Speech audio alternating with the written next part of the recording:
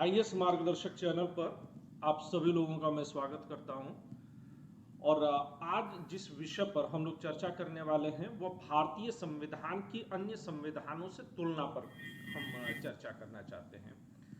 जब भारतीय संविधान की अन्य संविधानों से तुलनात्मक अध्ययन की तरफ हम बढ़ते हैं तो सबसे पहला नाम जो हमारे दिमाग में आता है वह ब्रिटिश संविधान का ही आता है। ये ब्रिटिश संविधान इतना महत्वपूर्ण, इतना आवश्यक जो है क्यों बन गया है, ये अपने आप में जो है काफी कुछ जो है जानना जरूरी है। ये मैं इसको इस ढंग से भी कह सकता हूँ कि या एक सामान्य जो है हम बात ये भी कर सकते हैं कि तकरीबन 200 वर्षों तक अंग्रेजों ने धीरे धीरे इस देश में एक नई प्रणाली को जन्म दिया। हालांकि बहुत सारी जगहों पर यह कह दिया जाता है कि अंग्रेजों ने ही इस देश में संवैधानिक प्रणाली को जन्म दिया। अगर आप देखेंगे तो बड़े बड़े जो है विद्वान इस बात में गच्चा खा जाते हैं जब वो ये कह उठते हैं कि ब्रिटिशर्स ने एक संवैधानिक प्रणाली को यहाँ पर विकसित करने का काम किया और भारतीय संविधान इस संदर्भ में ब्रिटिशर्स का ऋणी है। स्वयं बाबा साहब अंबेडकर भी ये बात कह जाते हैं। लेकिन इस बात से जो है मैं पूरी तरह से इत्तेफाक नहीं रखता हूं, ना इत्तेफाक हूं, और मुझे लगता है कि इस ना इत्तेफाकी का जो है मुझे पूरा हक है कि मैं ना इत्तेफाक हो सकता हूं। सबसे पहली बात यह है कि जब कभी भी हम संविधान के ऊपर चर्चा करते हैं, हम कॉन्स्टिट्यूशन के ऊपर चर्चा करते हैं, तो हमें इस तथ्य, इस बात को कभी भी नहीं भूलना चाहिए कि जो संविधान है वह किसी भी संगठन को सुचारू रूप से चलाने वाले नियमों का संकलन मात्र होता है। संविधानों को देश या राष्ट्र तक जोड़ दिया जाना जरूरी नहीं है। दूसरा यह भी महत्वपूर्ण है कि अगर हम इसको किसी देश, किसी राष्ट्र, किसी राज्य के लिए सीमित मान लें तो क्या इसके पहले भारत में एक स्थापित शासन प्रणाली नहीं थी जिसका कि अध्ययन हम सिंधु घाटी सभ्यता से लेकर के मुगल साम्राज्य तक जो है रटते रटते जो है हम लोगों की जो है 2 GB का डेटा जो है दिमाग में कम से कम तो भर ही जाता होगा।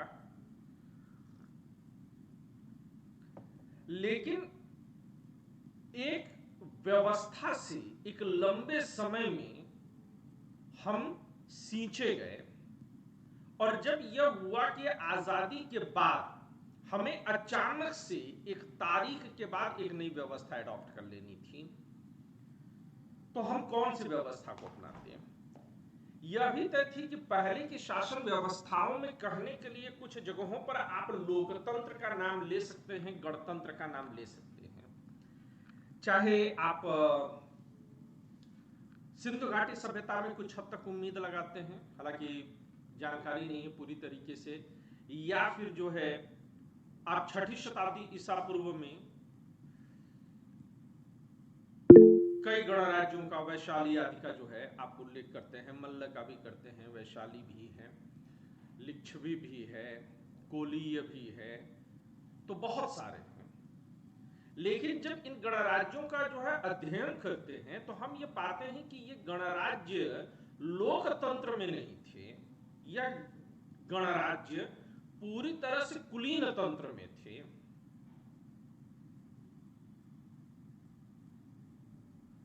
ये कुलीन तंत्र की व्यवस्था थी और कुलीन तंत्र की व्यवस्था होने के नाते ये और भी जो है बड़ा रोचक बन जाता है कि हम पूरी तरह से लोकतंत्र नहीं थे, आम जनता की आवाज शामिल नहीं थी। लेकिन स्वतंत्रता संघर्ष के दौरान भारत की तमाम जनता ने वह संघर्ष किया था, आजादी की लड़ाई लड़ी थी, और आजादी की जो लड़ाई उन्होंने लड़ी, उस लड़ाई के दौरान सबको ये कहा गया था कि देश किसी एक व्यक्ति या एक नेता के लिए आजाद नहीं होना है, ये आप सब के लिए होगा और आपके हिसाब से ही चलेगा। और इस अपील के जरिए अधिक से अधिक लोगों को जोड़ा गया। अगर आप 1920 के आसपास या 1930 20 से 30 के दशक के बीच में अगर आप जाते हैं और तमाम आंदोलनों को पढ़ते हैं तो आपको एक चीज समझ में आएगी कि तमाम जगहों पर लोगों के बीच में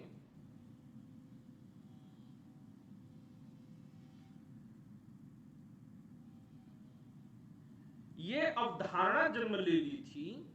बड़ा रोचक है उस दौर को पढ़ना, कि वो ये कहते थे कि लोगों के बीच में जाकर के कि गांधी जी का शासन आने वाला है, सुराज आने वाला है।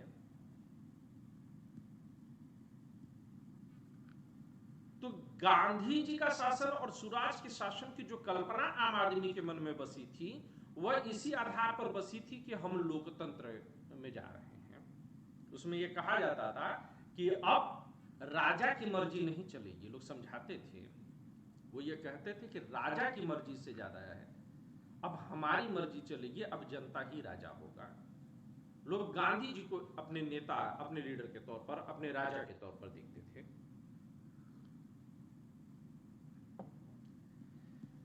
इसलिए जब एक अचानक से व्यवस्था एडॉप्ट करनी हुई तो यह एक ऐसी व्यवस्था की तरफ हमें जाना था कि जिसमें जनता की आवाज को जगह दिया जा सके, और वो उसके लिए एक लोकतांत्रिक प्रणाली ही अपनाई जानी थी, एक डेमोक्रेटिक सिस्टम ही अपनाया जाना था। और जब डेमोक्रेटिक सिस्टम अपनाया जाना था तो भारत की जनता दो ही तरह की शासन व्यवस्था से जो है रूबरू थी उस समय की। या तो वह राजतंत्रीय प्रणाली, राजा रानी नवाब बेगम से जो है परिचित थी, या फिर दूसरी तरफ जो है वह अगर किसी से परिचित थी तो वह कुछ हद तक संसदीय प्रणाली से थी, जो ब्रिटिश आधारित संसदीय प्रणाली थी। और इसलिए भारतीय संविधान को बनाते समय देश की जनता ने जिस प्रणाली, जिस सिस्टम को समझा था, उस प्रणाली, उस सिस्टम को आगे बढ़ाने की जरूरत पर बात की गई, उसकी वकालत पर बात की गई। और इस तरह से धीरे धीरे हमारा सिस्टम जो है धीरे धीरे इवॉल्व होता चला गया। जब हमारा सिस्टम इवॉल्व होने लगा तो, या फिर परिपक्व दशा में पहुंचा, जब 26 जनवरी 1950 को यह लागू होता है तो अचानक से पाते हैं कि ब्रिटिश परंपरा की बहुत सारी चीजें हमारे पास हैं। इसलिए यूपीएससी जब अपने सिलेबस को निर्धारित करता है तो यूपीएससी भी इस सिलेबस में अन्य संविधानों के साथ तो तुलनात्मक स्थिति, पहली चीज याद रखिएगा, कॉपी कैट के बारे में बात नहीं कर रहा है, नकलची हमको नहीं बताता है। वो ये कहता है कि भारतीय संविधान को अन्य संविधानों से तुलनात्मक स्थिति में देखिए, और भारतीय संविधान को अन्य संविधानों के साथ तुलनात्मक स्थिति में क्यों देखना चाहिए। क्योंकि जब हमारी संसदीय प्रणाली के बारे में बात होती है या संसद में किसी नियम कानून को लेकर के हम फंसते हैं, तो चाहे संसद के अंदर उसकी व्याख्या का प्रश्न हो या न्यायपालिका द्वारा उन संसदीय नियमावली की व्याख्या का प्रश्न जब आता है, तो हर बार संसदीय शासन प्रणाली के लिए ब्रिटेन की तरफ मुखातिब होते हैं हम। लेकिन वहीं पर जब न्यायिक निर्णयों के बारे में बात आती है कि न्यायपालिका कैसे काम करेगी, तो न्यायपालिका के लिए हम मुख्य रूप से जो है अमेरिका की तरफ चले जाते हैं। वहीं पर जब संघीय प्रणाली को अपनाए जाने की बात करते हैं तो संघीय प्रणाली के लिए हम काफी हद तक कनाडा की तरफ रुख करते हैं। इसलिए अगर भारतीय शासन प्रणाली को, इसमें आए हुए समस्याओं को सुलझाने के अप्रोच या दृष्टिकोण के बारे में भी बात करेंगे, तो उन अप्रोच और दृष्टिकोण के लिए आपको अन्य संविधानों के साथ तुलनात्मक स्थिति को देखना पड़ेगा। और निसंदेह एक बार फिर से वहीं पर कि ब्रिटेन का नाम सबसे पहले लिया जाना चाहिए। तो मैं कोशिश करूंगा इस क्लास में कि आज ब्रिटेन के संविधान को पूरी तरह से जो है मैं आप लोगों के बीच में कह सकूं, उसको मैं समझा सकूं।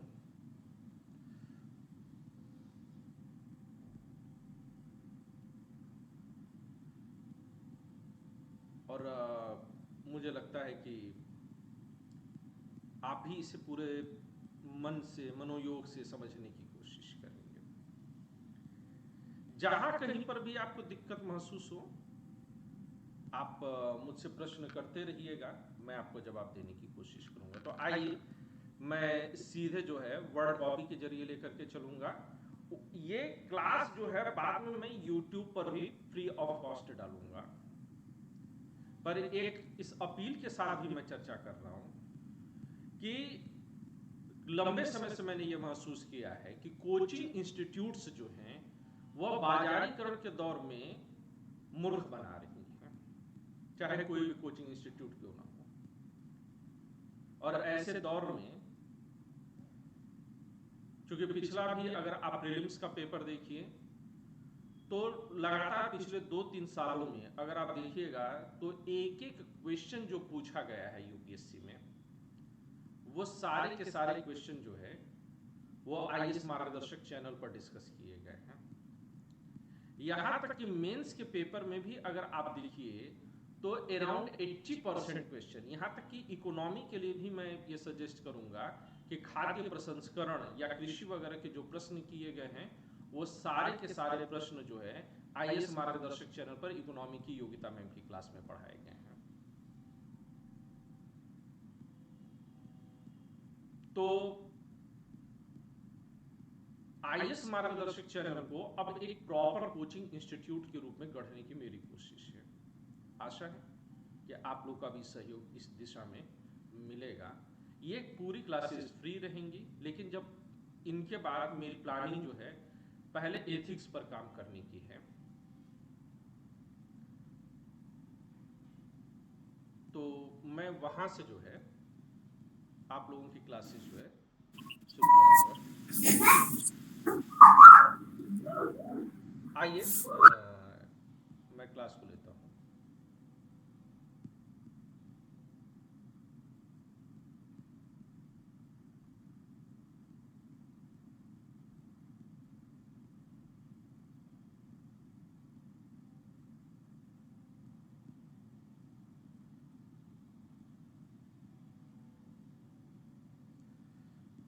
क्लासेस बाद में YouTube पर भी मौजूद रहेंगी। कुछ प्रमुख देशों की संवैधानिक योजनाओं पर हम चर्चा करेंगे।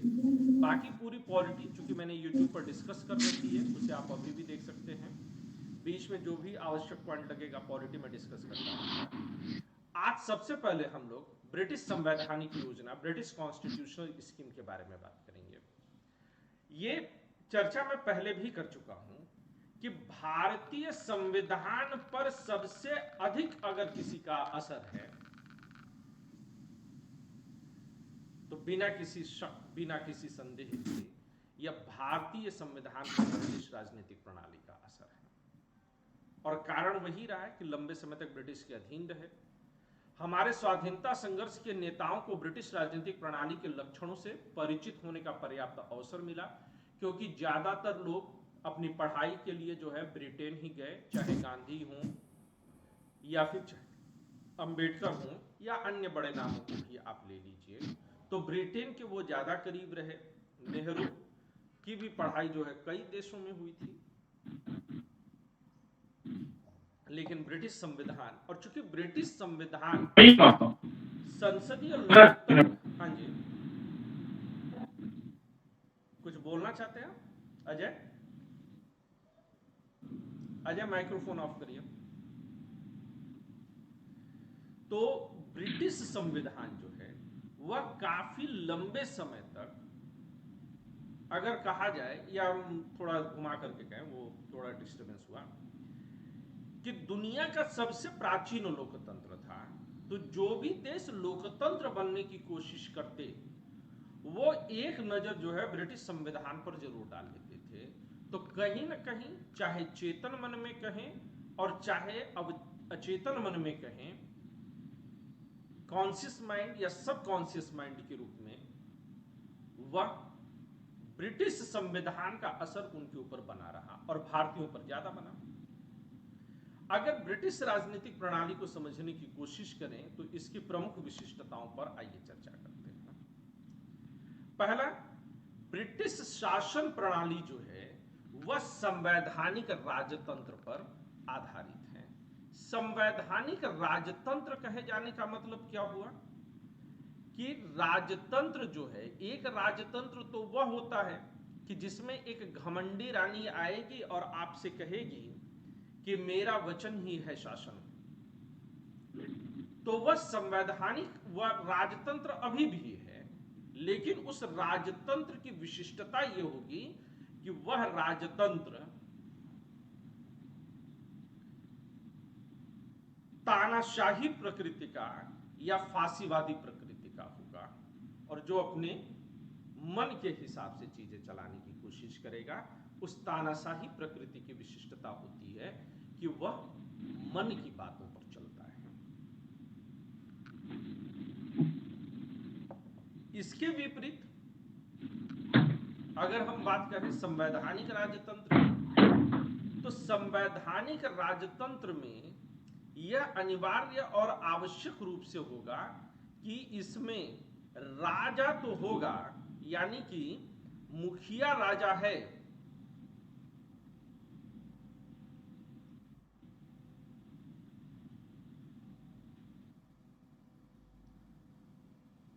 राजा मुखिया है, इसीलिए वह राजतंत्र है। राजतंत्र कहे जाने का यहां पर क्या मतलब हुआ?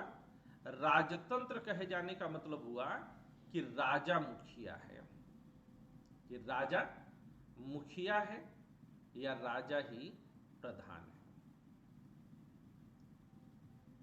राजतंत्र के किसी और लक्षण की तरफ आप में से कोई और जो है चर्चा कर सकता है, कोई बता सकता है कि यहां पर राजतंत्र कहे जाने का क्या अर्थ हुआ? एनीवन?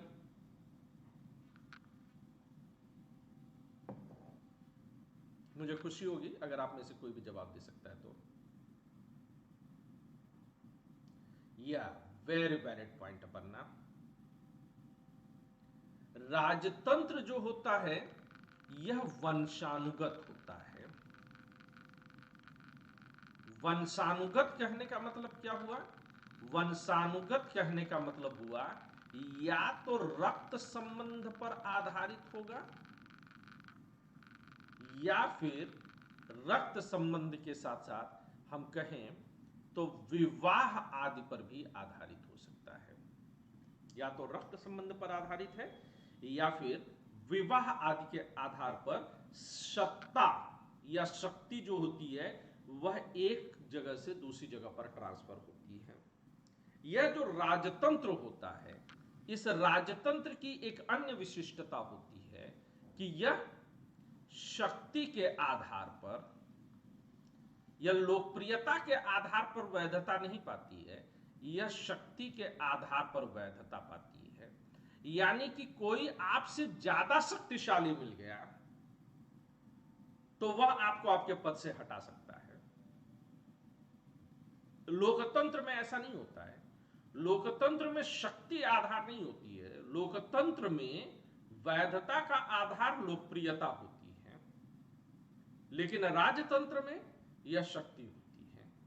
तो ब्रिटिश शासन प्रणाली जो है वह संवैधानिक राजतंत्र है, यानी कि राजतंत्र है, परंतु वह संविधान के दायरे में रहेगा, वह संविधान को पार नहीं करेगा। यानी कि ब्रिटिश शासन प्रणाली में आप कह सकते हैं कि संविधानवाद भी मौजूद है। संविधानवाद, संविधानवाद मतलब कॉन्स्टिट्यूशनलिज्म।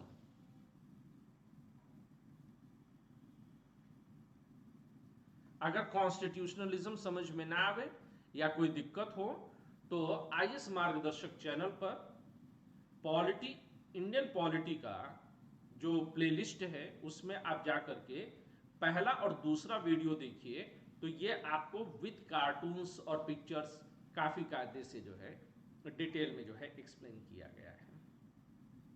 तो ये इसका है कि संविधानवाद है, शक्ति के आधार पर इसको जो है वैधता हमने दे रखी है।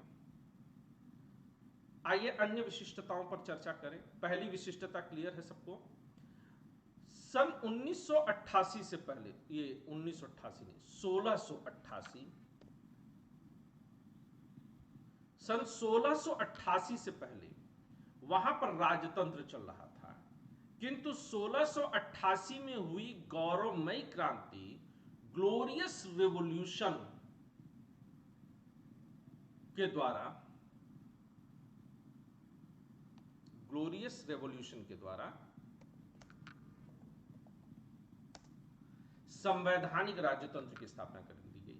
क्या आप में से कोई इस 1688 की गौरवमयी क्रांति का जिक्र करना चाहेगा? Anyone raise the hand. जी सर। Who is this? जी sir, Puja Kumari. Okay Puja please. जी सर। सर इसमें इसको रक्तहीन क्रांति भी बोला जाता है, क्योंकि बिना रक्त गंवाए ये जो है वो आंदोलन हुआ। मतलब क्या थी इसके पीछे की कहानी? सर ये आप मतलब रक्तहीन आपके क्रांति, पीछे पुलिस सायरन रक्तहीन है या क्रांति। आंदोलन सायरन है ये? सर ये जो कूड़ा गाड़ी होती है वो है। ये तो धोखा है जनता के साथ। मतलब सर कूड़ा दे आदमी यही के है। भाग ले वहां से, ठीक है। तो ये रक्तहीन क्रांति माना जाता है इसी से, ये क्योंकि बिना रक्त गवाए जो सत्ता ब्रिटेन के स्थापित संदर्भ हो गई। में ये कैसे हुई थी? सर ब्रिटिश के पहले राजशाही थी और फिर नाम मात्र मानी गई, और फिर उसके बाद जो हुआ अलिखित क्या था? संविधान। वो कहानी क्या थी? एनीवन, मान लीजिए पूजा को जो है कॉन्सेप्ट क्लियर है, लेकिन वो वर्ड हिस्ट्री बेटा थोड़ा सा भी आपकी नहीं हुई है ना? नहीं जी, जी नहीं sir. Anyone else who is going to raise the hand? Aparna and Shweta उठे जाला।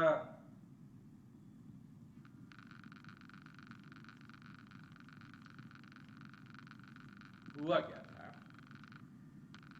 कि ब्रिटेन में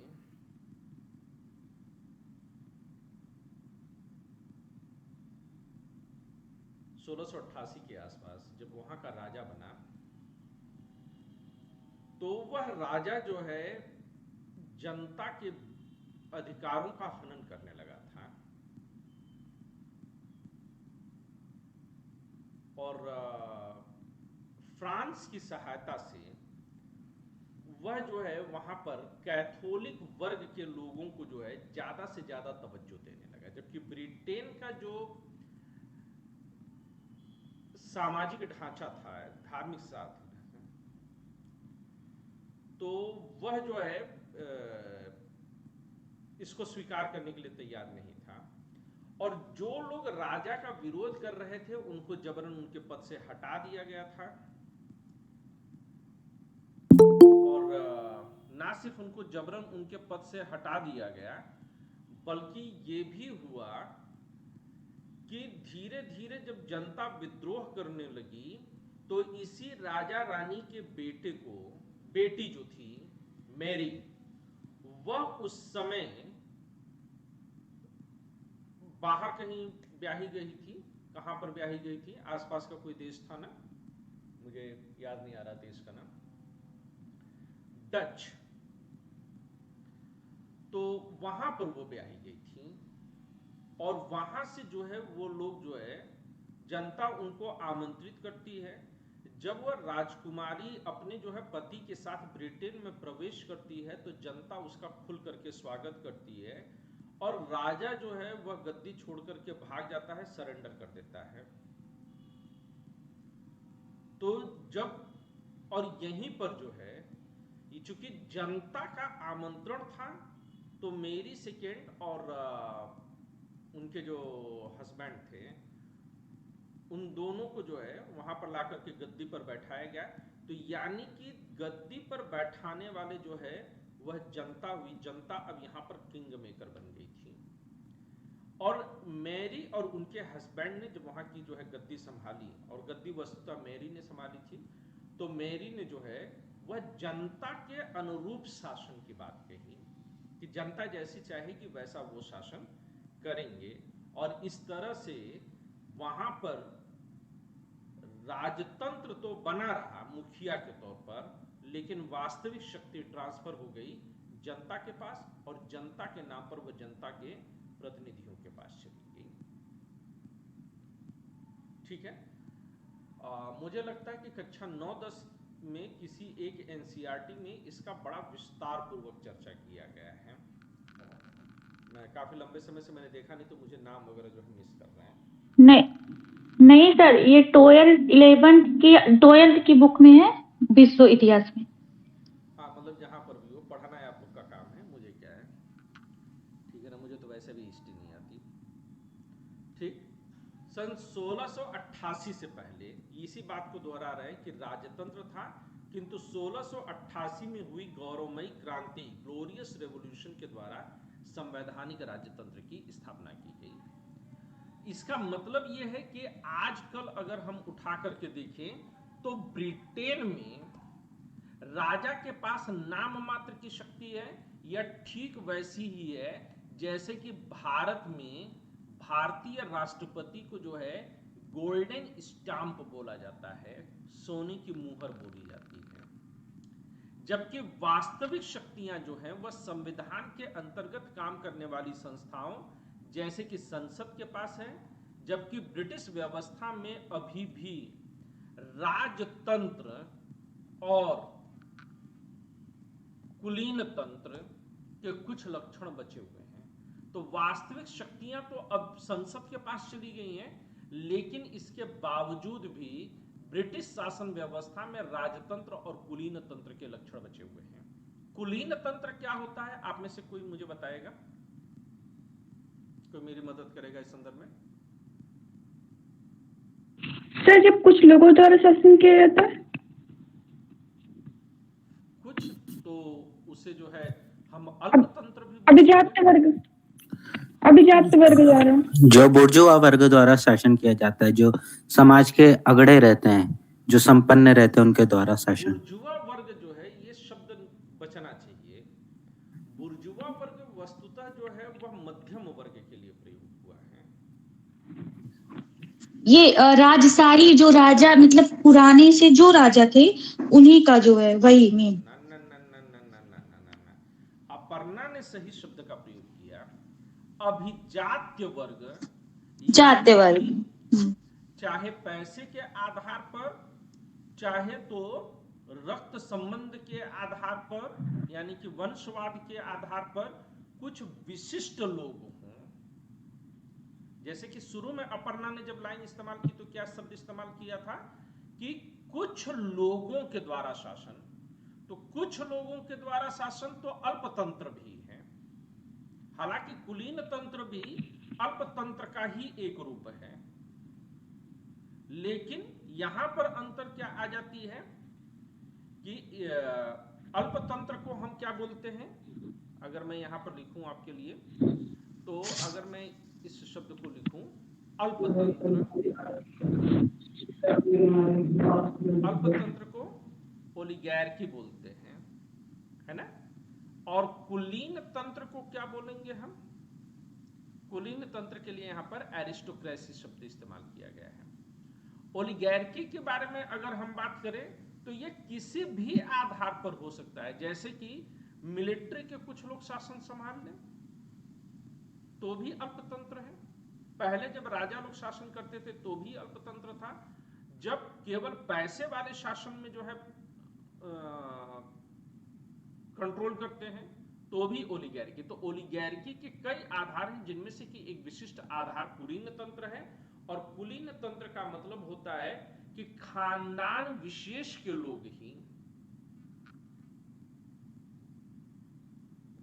और इसमें सिर्फ राजा नहीं, कुछ परिवार विशेष के, कुछ खानदान विशेष के लोग, कुल शब्द से बना है। कुल का मतलब होता है परिवार। तो कुछ परिवार विशेष के लोग ही जब शासन करते हैं तो इसे हम क्या कहते हैं? कुलीन तंत्र कहते हैं। Is that clear now? तो ब्रिटिश शासन व्यवस्था में अगर कहें तो आज भी राजतंत्र और कुलीन तंत्र के कुछ लक्षण मौजूद दिखाई देंगे। जैसे क्या हो सकता है? राजतंत्र का लक्षण आपको कब दिखता है? राजतंत्र का लक्षण आपको तब दिखेगा जब आप क्राउन, यानी कि आज भी वहां पर राजा को देखते हैं, रानी को देखते हैं तो क्राउन है। इसी तरह से जो वहां की लॉर्ड्स सभा है, हाउस ऑफ लॉर्ड्स, वह वहां पर ये जो हाउस ऑफ लॉर्ड्स है यह कुलीन तंत्र का लक्षण है, क्योंकि विशिष्ट लोगों को ही इसमें शामिल किया जाता है जो समाज में किसी आधार पर विशिष्टता को रखते हैं।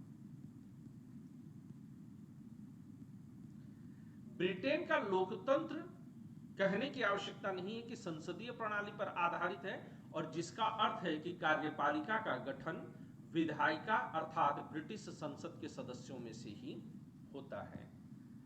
चूंकि संसदीय व्यवस्था का जन्म ब्रिटिश संसद में ही हुआ, इसलिए संसदीय प्रणाली को वेस्टमिंस्टर प्रणाली भी कहा जाता है। अब ये वेस्टमिंस्टर का मतलब क्या है? वेस्टमिंस्टर लंदन में एक मोहल्ले का नाम है।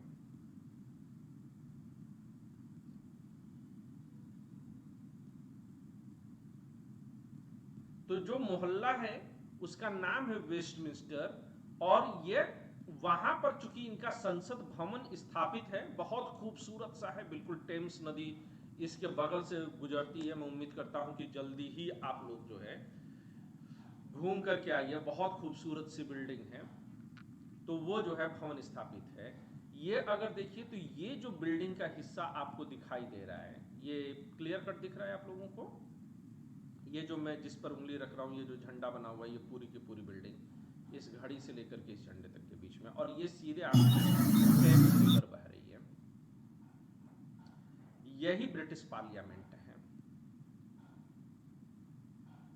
और इस तरफ अगर आप जाएंगे तो रॉयल गार्डन बोलते हैं इसको, ठीक है ना? बहुत प्यारा है, बहुत खूबसूरत है। कभी ये जो नदी देख रहे हैं, बहुत साफ सुथरी नदी दिख रही होगी, हमारे यहाँ की गंगा वंगा जैसी नहीं होगी।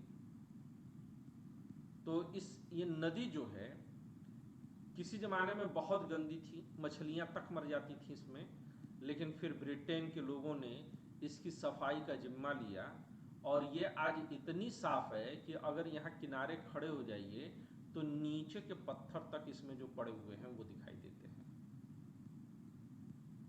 बहुत बहुत खूबसूरत है।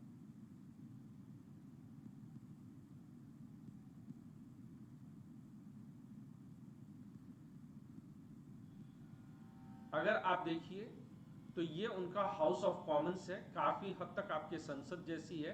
हालांकि हमारी संसद में ये स्पीकर की चेयर होती है, लोकसभा अध्यक्ष की होती है, और उसके बाद हमारे यहाँ ऐसे बैठाए जाते हैं, अर्धवृत्ताकार स्थिति में बैठाए जाते हैं, जबकि इनके यहाँ ऐसे बैठाए जाते हैं। ये जो जगह पड़ी हुई है सबसे जो है कॉर्नर की, यहाँ पर जो है यह प्रधानमंत्री की कुर्सी लगती है, और बाएं हाथ की तरफ जो है लोकसभा अध्यक्ष के या विपक्ष के नेता का जो है लगता है। लगभग यही स्थिति आज भी है। और इसमें एक और स्थिति होती है कि जैसे यहाँ पर ब्रिटेन में, आप बहुत कार्य से समझिएगा इस बात को, कि जैसे मान लीजिए कि यहाँ पर इनका पीएम बैठ गया करके,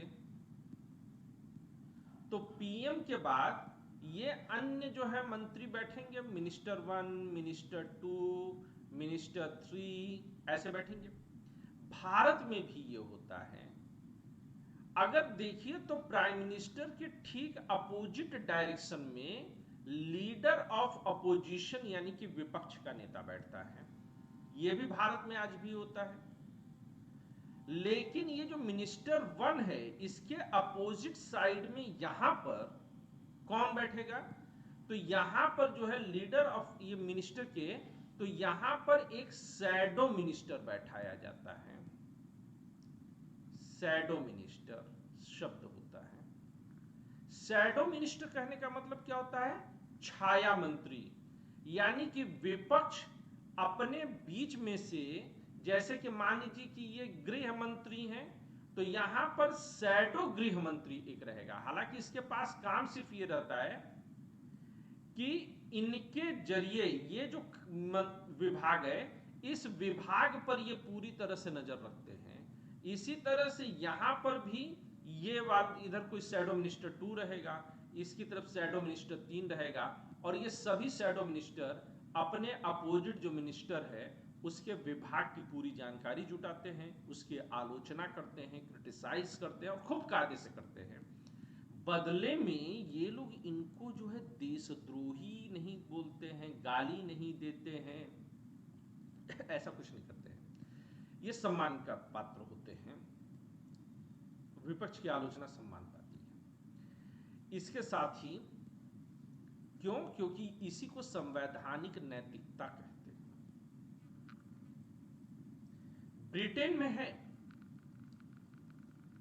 ब्रिटेन में है, एक्चुअली में ब्रिटेन में जो कुछ भी है वह पारंपरिक रूप से है।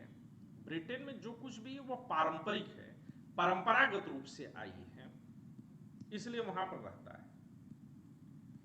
इसके उलट अगर चलिए तो भारत में यह प्रयोग सिर्फ एक बार हुआ था, जब अटल बिहारी वाजपेयी जी का शासनकाल था और सोनिया गांधी उस समय उन्होंने कमांड ली थी, तो उन्होंने वाजपेयी गवर्नमेंट के हर मंत्री के खिलाफ उस समय शैडो कैबिनेट बनवाए थे। लेकिन तब यह था कि सत्ता पक्ष और विपक्ष के पास सही सही नंबर थे। अब तो जितने मंत्रालय हैं उसके आधे भी कांग्रेस के पास जो है सांसद ही नहीं है। इसकी वजह से मेरा यह मानना है व्यक्तिगत तौर पर कि संवैधानिक तंत्र और लोकतंत्र जो है इस वजह से बहुत कमजोर हो गया है, और यही वजह है कि इस देश में आलोचनाओं की या संवैधानिक नैतिकता की जगह नहीं बची हुई है। परंतु ब्रिटेन में यह स्थापित परंपरा है और यह होता ही होता है। मेरी बात क्लियर है आप सबको? चूंकि ब्रिटेन में 2 ही दल हैं,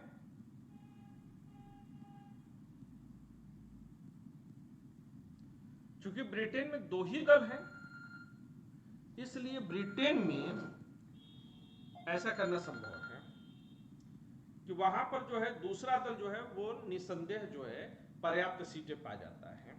लेकिन भारत में चूंकि एक दल नहीं, 2 दल नहीं, 3 दल नहीं, दलदल है, कई सारे दल हैं, तो पूरा दलदल है, और इस वजह से भारत में हर बार यह प्रक्रिया नहीं अपनाई जा सकती जो अटल बिहारी वाजपेयी के जमाने में अपनाई गई। तो यह तुलनात्मक अध्ययन दोनों देशों के बीच का आपको समझ में आ रहा है?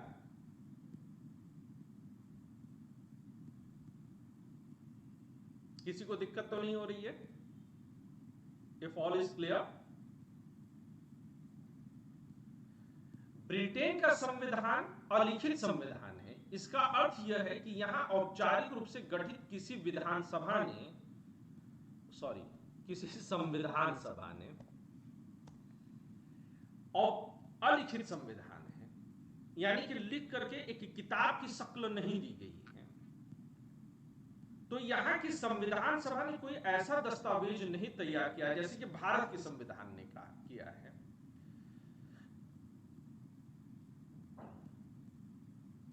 बल्कि यह संविधान परंपराओं के जरिए, समझौतों के जरिए, लोक विधियों के जरिए, संवैधानिक परंपराओं के जरिए, न्यायालयी निर्णयों के जरिए और संसद के अधिनियमों पर आधारित है।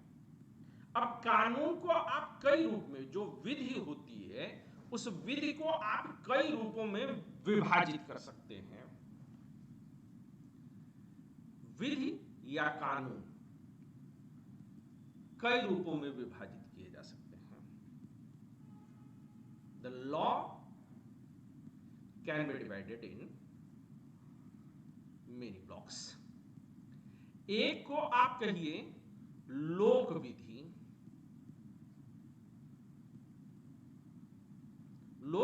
को इंग्लिश में क्या लिखते हैं हम? Common law. कॉमन लॉ कहे जाने का मतलब क्या है कि किसी भी देश या समाज में जो परंपराएं हैं वह कानून की शक्ल ले लें। समाज की जो परंपराएं हैं वो कानून का शक्ल ले लें। जैसे भारत में विवाह या तलाक के जो नियम हैं, उत्तराधिकार का जो नियम है, वह एक जगह से दूसरी जगह पर बदल जाता है, तो इसे हम लोक विधि कहते हैं। दूसरा है जिसे हम सकारात्मक विधि कहते हैं।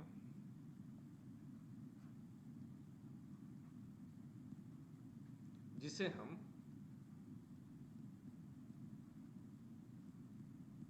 पॉजिटिव लॉ कहते हैं। पॉजिटिव लॉ कहे जाने का मतलब क्या है कि ये कौन सी विधियां हैं? पॉजिटिव लॉ वो लॉ हैं जिन्हें विधायिका बनाए, यानी कि लोग मिलजुल करके किसी एक टाइम पर बनाए। जैसे हमारे यहां संपत्ति वगैरह के कानून हैं। कुछ कानूनों को आप प्राकृतिक विधि भी कह सकते हैं।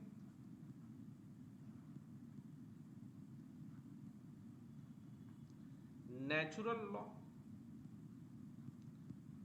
यानी कि प्रकृति ने जो कानून बनाए हैं, प्रकृति का कानून।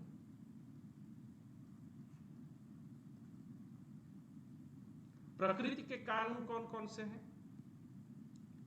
जीवन का अधिकार,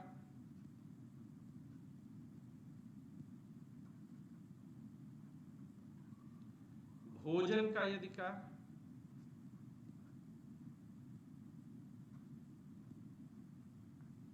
सेक्स का अधिकार, ये सब प्राकृतिक अधिकार है। फिर अगला अधिकार कौन सा संभव है? उसको आप कह लीजिए ईश्वरीय विधि। कई सारे संभव है, मैं उनमें से कुछ की चर्चा कर दे रहा हूं। ईश्वरीय विधि, धार्मिक कानून,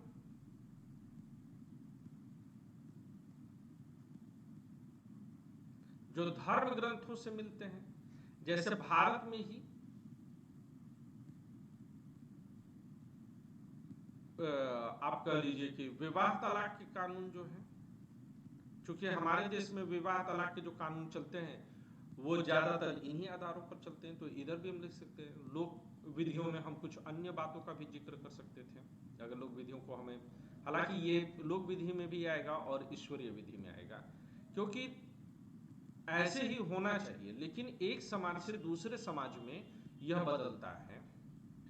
फिर एक और कौन से हैं जिन्हें हम केस विधि। सर आपने ईश्वरीय विधि में ये जो विवाह तलाक का कानून लिखा है, ये सर कैसे? ये कौन पूछ रहा है? सर मैं दीक्षा। बेटा हाँ। तुम तो लॉ की स्टूडेंट हो, तुम मुस्लिम विधि और हिंदू विधि पढ़ी होगी। हाँ सर। तो मुस्लिम विधि और हिंदू विधि में विवाह तलाक, ये कि अगर मुसलमान जो है तलाक देना चाहता है तो कैसे मुसलमान तलाक दे सकता है? वह तलाक़े रजई या तलाक़े बिद्दत को अपना सकता है। हाँ सर, लेकिन अब ट्रिपल। हाँ बोलिए सर, ट्रिपल तलाक तो बंद हो गया ना, कि पहले उसमें नियम था कि आप अगर 3 बार। नहीं है, ये गलत है। ट्रिपल तलाक एक्चुअली में विवाह, जैसे विवाह है तो हमारे यहाँ विवाह कैसे होता है? आपके साथ फेरे लीजिए, मंगलसूत्र पहना दीजिए, सिंदूर घुमा दीजिए। अब लोक विधि में मैंने इसको क्यों रखा है? क्योंकि सिंदूर जो है वह अलग अलग जगहों पर अलग अलग लोग पहनाते हैं। जैसे पूर्वांचल में जो सिंदूर पहनाने की परंपरा है वो ज्यादातर जगहों पर नाई पहनाता है, बिहार की भी कुछ जगहों पर भी। वहीं पर जैसे जैसे आप अवध क्षेत्र में पहुंचते जाइएगा तो यहाँ पर जो है सिंदूर पहनाने का काम शादी के समय में पति करता है। कई जगहों पर यह काम जो है घर की सुहागन औरतें करती हैं। तो अलग अलग जगहों पर ये जो नियम है वो इस हिसाब से है। लेकिन मंगलसूत्र और अग्नि के फेरे जो है आवश्यक है। इसी तरह से हिंदू में तब तक शादी नहीं मानी जाएगी जब तक कि वह 8 के 7 फेरे न ले ले और मंगलसूत्र न पहना दे। इसी तरह से इस्लाम में निकाह तब तक नहीं होगा जब तक कि काजी की उपस्थिति में 3 बार आपने कबूला नहीं। तो ये इस्लाम में ये कानून कहां से आया? ये कानून शरीयत के कानून से ही तो आया है।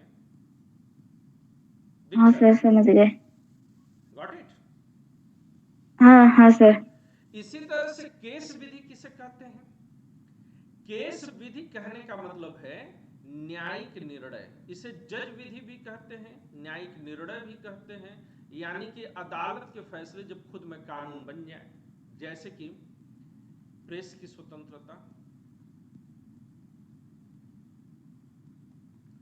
समलैंगिकता का अधिकार,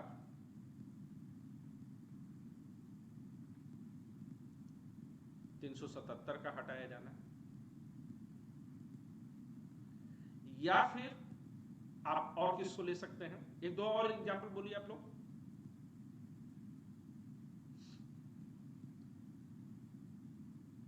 विशाखा गाइडलाइन।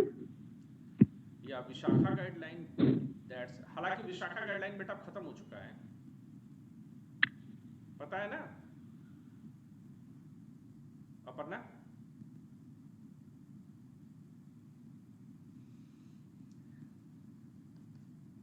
ठीक है, बहुत सारे इच्छा मृत्यु वगैरह सब है।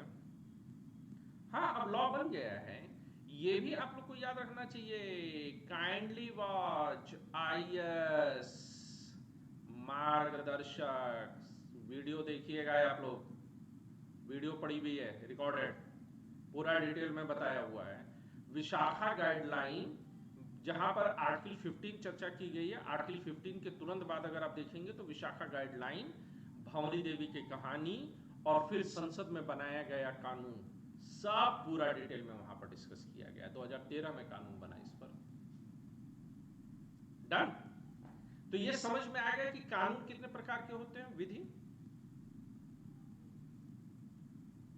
2013 बोल तो रहा हूं बेटा। ये आप लोग जो है ना हो तो बना लीजिए। आप लोग पेपर पेन लेकर के बैठे हैं तो जरा फटाफट आप लोग इसको बना लीजिए। तो ये बहुत जरूरी है आप लोगों के लिए। मैं 1 मिनट में आया अभी।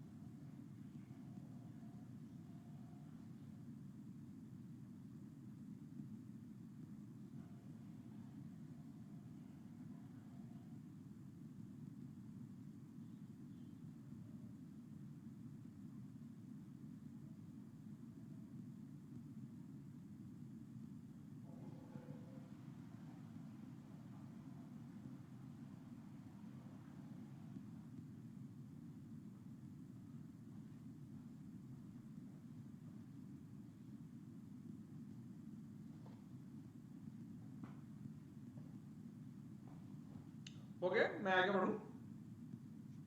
जल्दी से मुंडी हिला दीजिए आप लोग।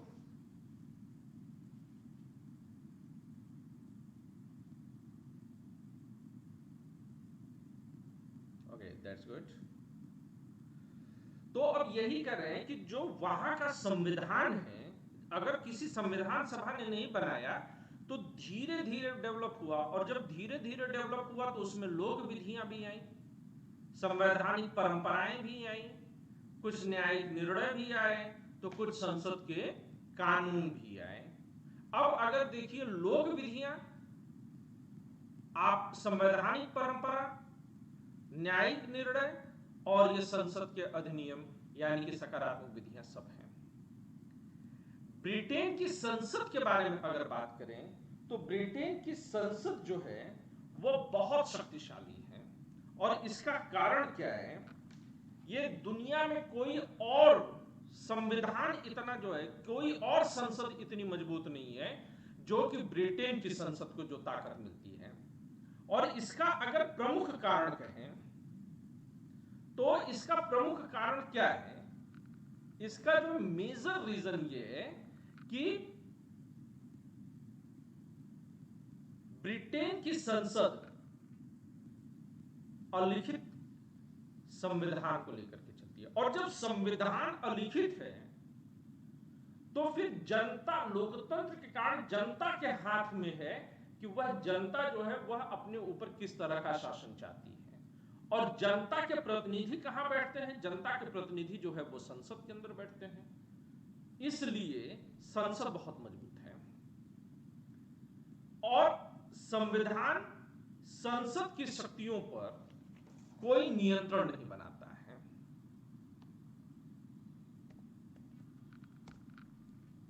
इसलिए ब्रिटेन की संसद विधि निर्माण की साधारण प्रक्रिया से ही संविधान को बदल सकती है। जैसे भारत से अगर तुलनात्मक स्थिति करिए तो भारत में कैसे होता है, भारत के साथ अंतर लीजिए। तो भारत में दो रोक आती हैं भारतीय में और इनमें। पहला जो है, अगर भारत के साथ हम अंतर देखें तो भारत की जो संसद है, भारत में संसद इतनी ताकतवर नहीं है। और भारत की संसद इतनी ताकतवर क्यों नहीं है?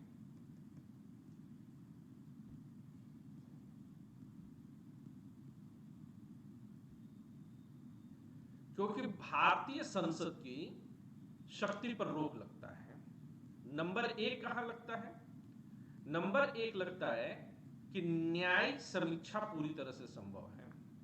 भारत में न्यायिक समीक्षा संभव है, जुडिशियल रिव्यू संभव है। दूसरा, मूलभूत ढांचा है भारत में, आप मूलभूत ढांचे का उल्लंघन नहीं कर सकते हैं। नंबर तीन क्या स्थिति है भारत में, क्यों भारत की संसद इतनी शक्तिशाली नहीं है, भारत की संसद संप्रभु नहीं है? नंबर तीन है कि संविधान संशोधन की विशिष्ट प्रक्रिया है। संविधान संशोधन की विशिष्ट प्रक्रिया है।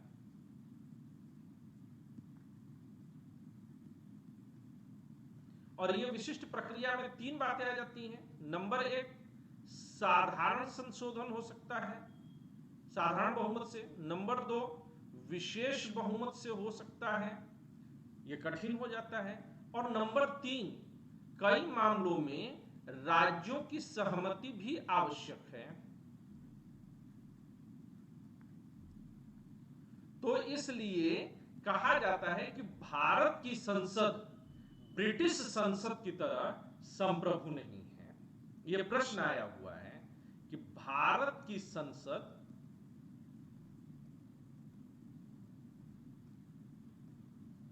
ब्रिटिश संसद की तरह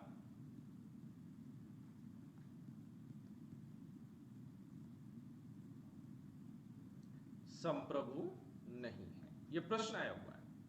तो मेरे हिसाब से इस प्रश्न का उत्तर जो है अब आप लोग ढूंढ लेंगे आसानी से, आप लोगों को कोई दिक्कत नहीं होनी चाहिए।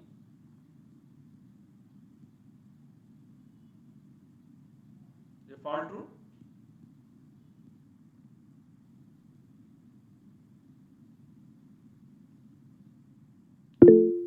चलिए, that's good, that's very nice. आइए इधर आगे बढ़ते हैं। आप लोग को एक आंसर लिख भी लेना चाहिए इस पर 150 शब्दों में कि भारतीय संसद ब्रिटिश संसद की तरह संप्रभु नहीं है। विश्लेषण करिए। क्योंकि संविधान संसद की शक्तियों पर कोई नियंत्रण नहीं लगाता ब्रिटेन में, इसलिए ब्रिटेन की संसद विधि निर्माण की साधारण प्रक्रिया से ही संविधान को बदल सकती है। यही कारण है कि ब्रिटिश संविधान को सुनम्य या लचीला संविधान भी कहा जाता है। दुनिया में कोई अन्य संविधान इतना लचीला नहीं है। ब्रिटिश संसद की शक्तियों पर टिप्पणी करते हुए एक बार प्रसिद्ध विधिवेत्ता एडवर्ड कॉक ने कहा था कि संसद ऐसा कोई भी कार्य कर सकती है जो कि प्राकृतिक दृष्टि से असंभव ना हो। यहां तक कहा जाता है कि ब्रिटिश संसद आदमी को औरत और औरत को आदमी करने के अलावा बाकी सब कुछ कर सकती है। इसी लाइन को कहा जाता है कि ब्रिटिश संसद आदमी को औरत और औरत को आदमी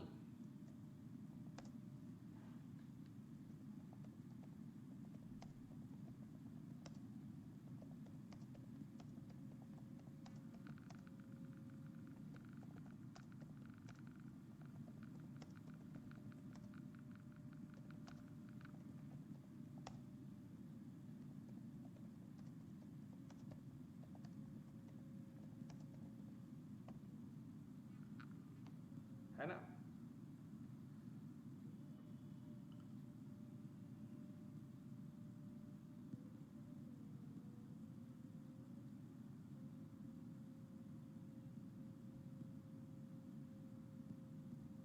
तो मेरे हिसाब से इस मामले में ब्रिटिश संसद के मुकाबले कपिल शर्मा ज्यादा जो है ताकतवर हैं, क्योंकि कपिल शर्मा आदमी को औरत बना सकते हैं।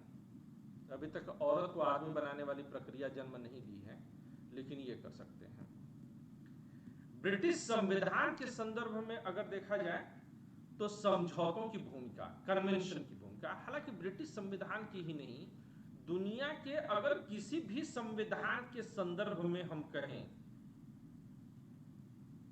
तो कन्वेंशन, कुछ समझौते होते हैं परंपराओं के साथ या कुछ अन्य जगहों पर समझौते जो किए जाते हैं, वे बड़े इंपॉर्टेंट होते हैं। चाहे वो लिखित संविधान के संदर्भ में बात करें, चाहे अलिखित संविधान के बारे में बात करें, ये जो समझौते हैं, ये जो परंपराएं हैं, ये समझौते परंपराओं के रूप में जो हैं, ये बड़े इंपॉर्टेंट हैं और इन्हें अलिखित सिद्धांत के रूप में जाना जाता है, क्योंकि लिखा नहीं गया है, लेकिन ये परंपरा से चलता आया है और हमने उन परंपराओं से समझौता कर लिया कि हम तुमको मानेंगे।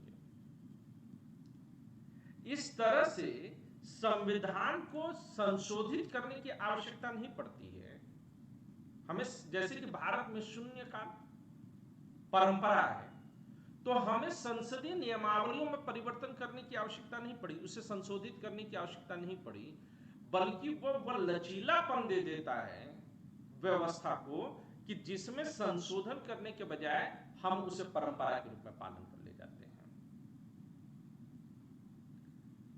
और दुनिया के प्राय सभी संविधानों में ऐसे कन्वेंशन पाए जाते हैं। और ब्रिटिश संविधान का चरित्र अलिखित है, इसलिए बहुत जरूरी है। अगर ब्रिटेन में ही कहें तो ब्रिटेन की साम्राज्ञी, ब्रिटेन की रानी के पास यह विशेषाधिकार है कि वो संसद के द्वारा पारित किसी कानून पर हस्ताक्षर करने से मना करती है, लेकिन वहां स्थापित कन्वेंशन के अनुसार वह ऐसा नहीं करती और यह अपने आप में उस संविधान का अंग सा बन गया है। कहा नहीं गया, लेकिन अंग सा बन गया है।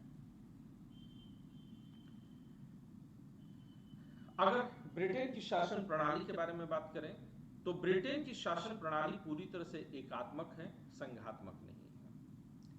अगर भारत के साथ तुलना करें तो भारत की शासन प्रणाली एकात्मक और संघात्मक दोनों रूप रखती है। एकात्मक और संघात्मक में क्या अंतर है? शासन प्रणालियां 3 प्रकार की होती हैं। अगर कहें हम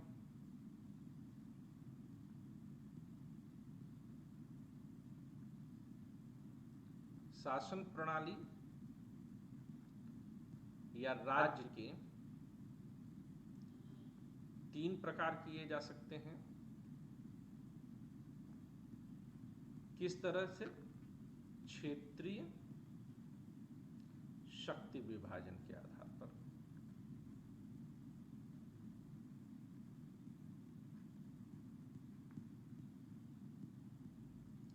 आप आईएएस मार्गदर्शक चैनल पर तीसरा या चौथा वीडियो उठा करके देखेंगे तो इस पर बहुत विस्तार के साथ मैंने चर्चा की है।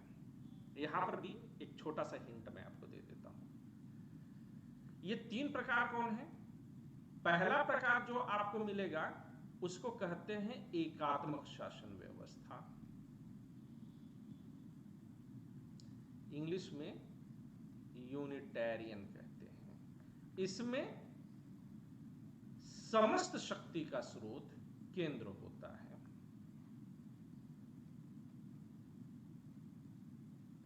समस्त शक्ति का स्रोत,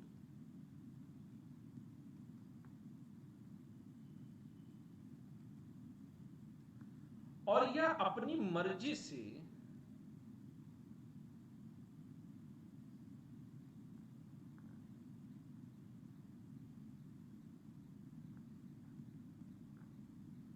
राज्यों को, ये स्टेट 1 है, ये स्टेट 2 है, ये स्टेट 3 है, राज्य है ये, इनको कुछ काम सौंपता है। ये डॉटेड लाइन बनाने का मतलब ये है कि राज्य अपने अस्तित्व के लिए पूरी तरह से केंद्र पर निर्भर है। केंद्र जब चाहे उनको तोड़ मरोड़ के खत्म कर दें। ये एकात्मक शासन व्यवस्था है। दूसरी तरह की जो शासन व्यवस्था है वह कैसी है? वह संघात्मक है। कहीं पर संघात्मक लिखते हैं, कहीं पर परिसंघात्मक लिखते हैं। कहने का मतलब है कि फेडरल है। फेडरल में क्या होता है कि केंद्र और राज्य दोनों एकदम पक्का पक्का होते हैं।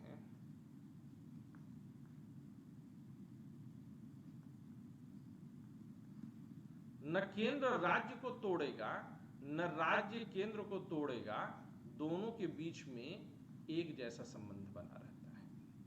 यह संघात्मक शासन व्यवस्था है।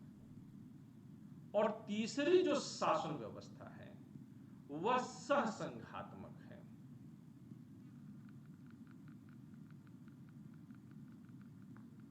कॉन्फेडरेशन है।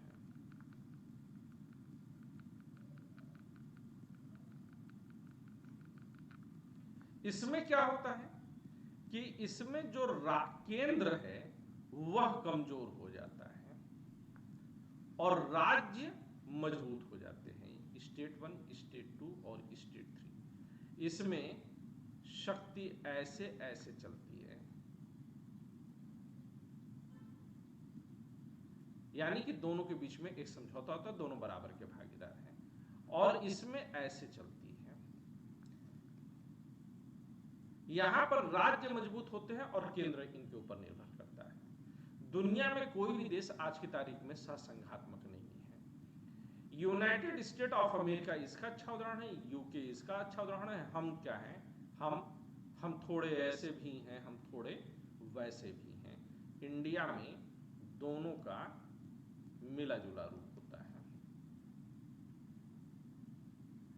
तो अब ये कहते हैं कि ब्रिटेन में एकात्मक शासन प्रणाली है, संघात्मक नहीं। और वहां पर एकात्मक शासन प्रणाली क्यों काम कर जाता है? क्योंकि बहुत छोटा सा देश है, चूहे जितना, और वहां की जनसंख्या में बहुत ज्यादा विविधता नहीं है, सब अंग्रेजी बोलते हैं, इसलिए वहां पर एकात्मक प्रणाली सफल रूप से काम कर रही है। एकात्मक का अर्थ है कि जो स्थानीय शासन की इकाइयां हैं, ठीक है, जैसे राज्य या काउंटी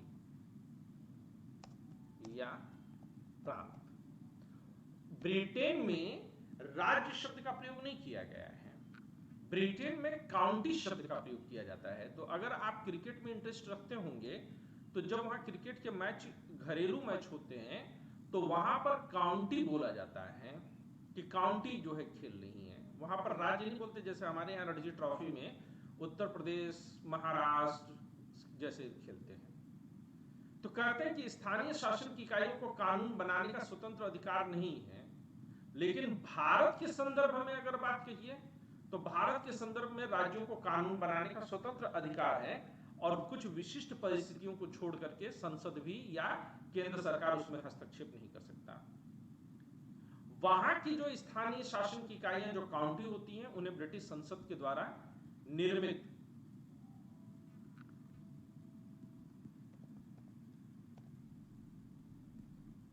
कानून के अनुसार ही कार्य करना होता है। ब्रिटिश राज्य का राज्याध्यक्ष राजमुकुट को माना जाता है और यह माना हुआ है कि महारानी की सरकार ही राजमुकुट की सरकार होती है। राजमुकुट एक संस्था है जबकि सम्राट एक व्यक्ति विशेष है। राजमुकुट स्थायी होता है,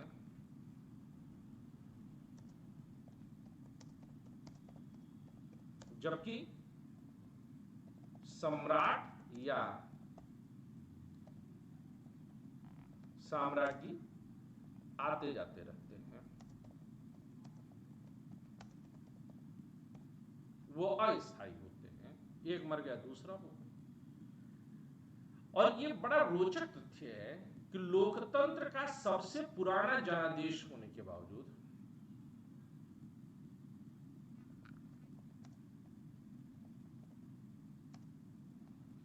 इंग्लैंड अभी तक राजमुकुट के आधार पर राज्यतंत्र को बनाए हुए हैं और कई लोकतांत्रिक देश इस स्थिति पर व्यंग्य भी करते हैं। ब्रिटिश संसद के अगर कहा जाए तो दो सदन हैं, कॉमन्स और हाउस ऑफ कॉमन्स और हाउस ऑफ लॉर्ड्स, ये दो हैं।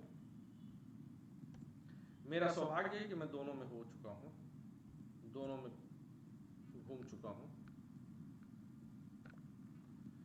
कॉमन सभा को निचला सदन भी कहा जाता है और लॉर्ड सभा को उच्च सदन कहा जाता है। तो जैसे भारत में द्विसदनात्मक प्रणाली है वैसे ब्रिटेन में भी है। कॉमन्स भारत की लोकसभा जैसी है, कहने को ही जो है निचला सदन है, परंतु शक्तियों की दृष्टि से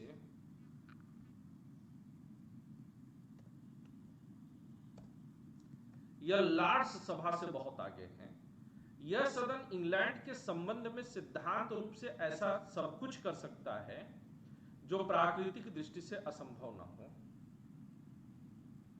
कॉमन सभा के सदस्यों की वर्तमान संख्या 650 है। अब देखिए, भारत से बहुत छोटा है, बहुत कम जनसंख्या है, कुछ है ही नहीं, हमारा स्टेट के बराबर, यूपी बिहार के बराबर भी नहीं, लेकिन वहां की लोकसभा में 650 सदस्य हैं। ये सभी सदस्य प्रत्यक्ष चुनाव, डायरेक्ट इलेक्शन के माध्यम से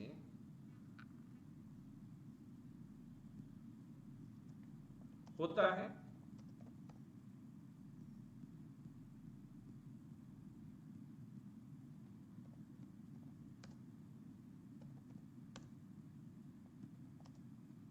और इनका कार्यकाल 5 वर्षों का होता है। विधेयकों को पारित करने की दृष्टि से कॉमन सभा लॉर्ड्स सभा से बहुत अधिक शक्तिशाली है, क्योंकि धन विधेयक, मनी बिल्स तो इसी सदन में शुरू हो सकते हैं। शेष विधेयकों में से भी महत्वपूर्ण विधेयक इसी में शुरू होते हैं। तो लगभग भारत जैसी स्थिति है। हालांकि भारत के बारे में अगर बात कहें तो भारत में सिर्फ धन विधेयक और 117(1) में वर्णित वित्त विधेयक, यही दो ऐसे हैं जो सिर्फ लोकसभा में शुरू किए जा सकते हैं। शेष जितने भी विधेयक हैं वह लोकसभा या राज्यसभा में कहीं भी शुरू किए जा सकते हैं। हालांकि भारत में अगर 252 के अनुसार कार्य करना है या किसी आयोग, राष्ट्रीय आयोग की स्थापना की जानी है नौकरियों के संदर्भ में, तो वह भी राज्यसभा से शुरू की जा सकती है। तो कंपैरेटिवली अगर बोलें, तुलनात्मक रूप से बोलें, तो भारत का जो उच्च सदन है वह भारत के निम्न सदन से काफी ऊपर है। वो ब्रिटेन के उच्च सदन से काफी मजबूत है। तो यह अंतर जो है आप लोगों को बना करके रखना होगा। आप चाहें तो जोड़ लें इस लाइन को कि भारत की राज्यसभा, ये यहां यह उल्लेखनीय है कि, आप लोग लिखते जाइएगा, यहां यह उल्लेखनीय है कि भारत का उच्च सदन अर्थात राज्यसभा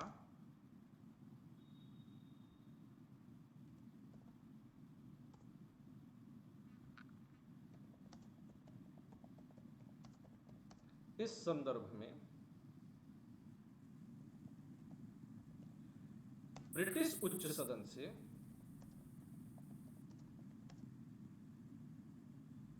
शक्तिशाली है, क्योंकि भारत में धन विधेयक और अनुच्छेद 117 एक में वर्णित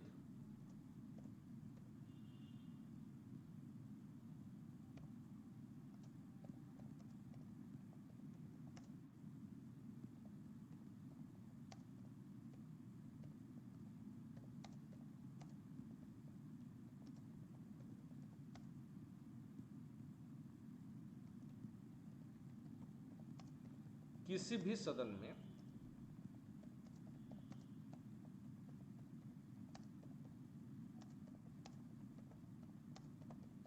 प्रस्तुत किए जा सकते हैं, जबकि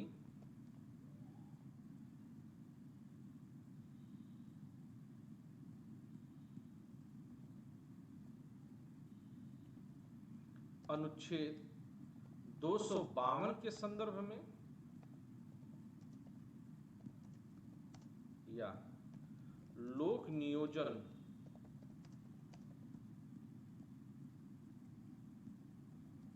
संदर्भ में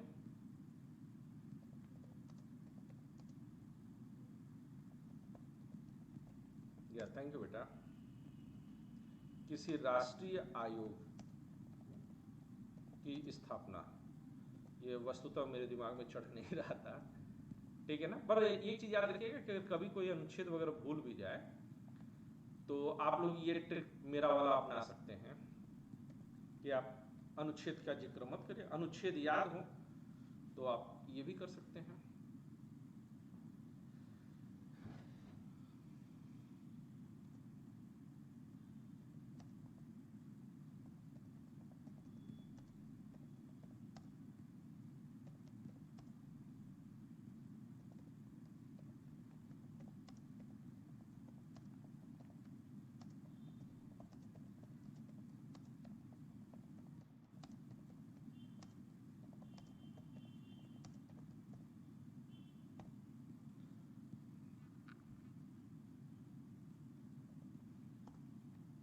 ठीक है, ये पॉइंट क्लियर रहेगा आप लोग को। ये तुलनात्मक अध्ययन भी हो गया आप लोग के लिए। तो प्रस्तुत किए जा सकते हैं। लॉर्ड सभा की शक्ति सिर्फ औपचारिक किस्म की है, क्योंकि कॉमन सभा यदि किसी विधेयक को एक वर्ष में 2 बार पारित कर दे तो वह कानून बन जाता है, फिर चाहे लॉर्ड सभा उसके पक्ष में हो या ना हो। लेकिन भारत में ऐसा नहीं है। भारत में दोनों सदनों की मंजूरी आवश्यक है। मैं लिख नहीं रहा हूं इसको,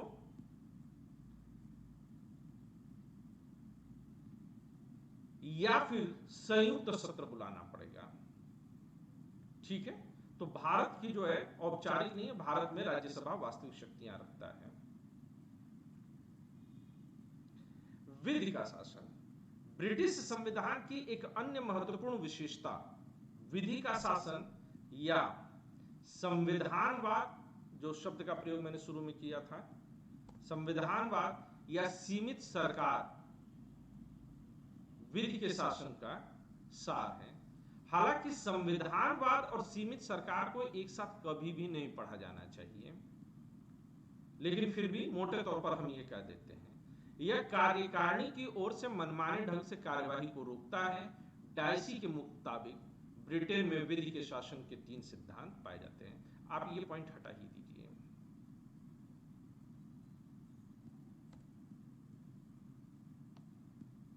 क्योंकि वो मैं खुद जो है इस चीज से बहुत ना इत्तेफाक रखता हूं कि संविधानवाद और सीमित सरकार को एक ही बोला जाए। हालांकि ब्रिटेन के संदर्भ में सही है। और चूंकि विधि के शासन की जो है चर्चा डायसी करते हैं, तो डायसी के मुताबिक ब्रिटेन में विधि के शासन के 3 सिद्धांत पाए जाते हैं। पहला, मनमाने ढंग से गिरफ्तारी के विरुद्ध संरक्षण और स्वयं प्रतिवाद करने का अवसर, विधि के समक्ष समता, और तीसरा, विधि के समक्ष समता को सामान्य विधि या सकारात्मक विधि का सिद्धांत कहा जाता है। और तीसरा जो है ये और भी याद रखिएगा कि ब्रिटेन में सामान्य विधि या सकारात्मक विधि लागू की जाती है, यानी कि संसद का बनाया हुआ कानून ही महत्वपूर्ण है। लेकिन अमेरिका में प्राकृतिक कानून या नैसर्गिक विधि का सिद्धांत लागू होता है। भारत में यह दोनों होता है। संसद जब अपने पे आती है तो भारत में संसद सकारात्मक कानून को जो है तवज्जो देती है, और यहां पर जो आपका लिखा है ये जो हिस्सा है इसको कौन ज्यादा तवज्जो देता है, तो कहते हैं कि इसको जो है भारत की न्यायपालिका इसको महत्वपूर्ण मानती है, जबकि संसद इसको महत्वपूर्ण मानती है, और दोनों में टकराव होता है। मैं थोड़ा पानी पी लूं। आप लोग बोर तो नहीं हुए अभी? कहीं पर कोई किसी को कंफ्यूजन तो नहीं आया है?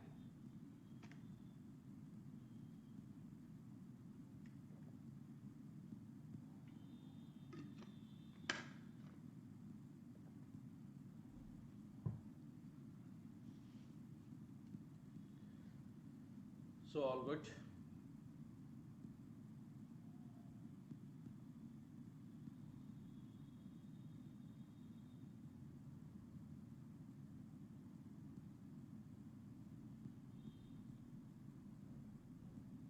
कंटिन्यू करते हैं फिर। ब्रिटेन में लोगों के अधिकारों की जो गारंटी है वह न्यायपालिका द्वारा दी गई है। न्यायपालिका सामान्य विधि या सकारात्मक विधि को मान्यता देती है।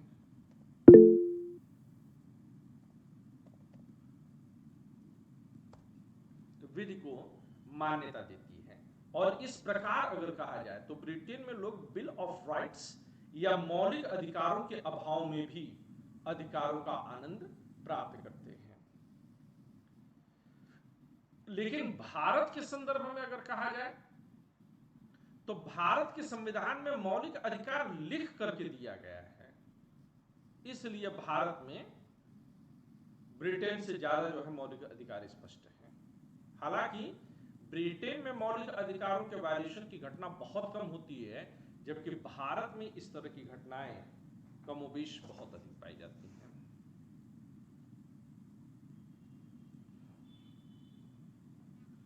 अब जरा यहीं पे एक चीज और लिखते हैं।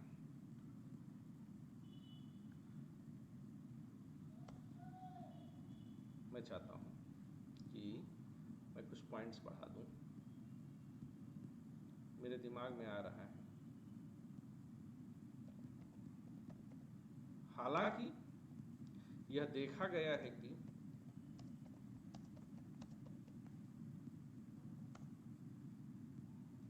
कई बार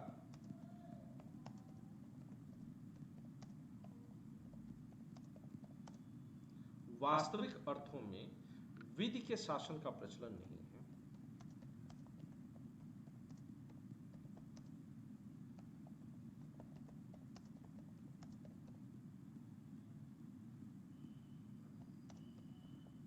इसके लिए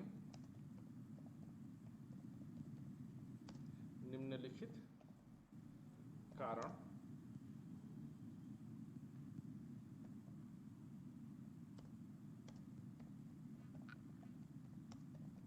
उत्तरदायी है।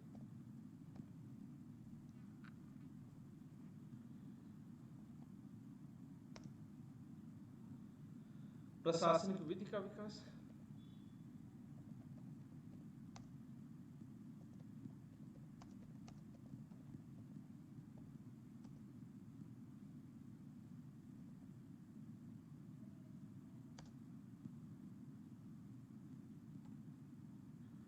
दूसरा प्रत्यायोजित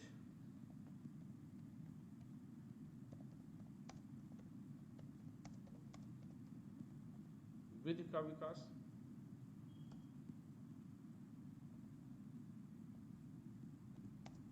और आंतरिक एवं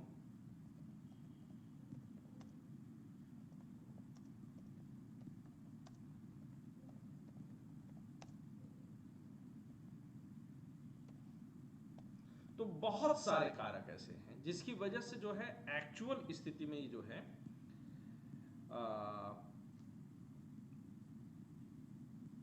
विधि के शासन को जो है लागू नहीं किया जा सकता। विधि के शासन का मोटे तौर पर मतलब क्या है कि कानून सबसे ऊपर है, कोई कानून के ऊपर नहीं है।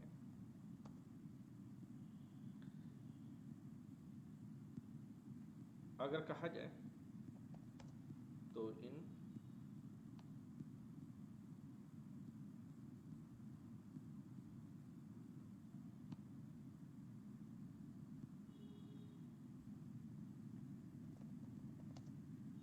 विकास क्रमों को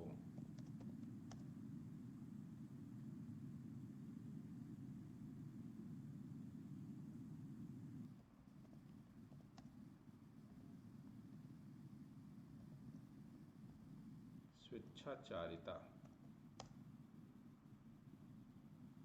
यानी कि इंग्लिश में इसको क्या बोल सकते हैं हम, न्यू डेस्पोटिज्म,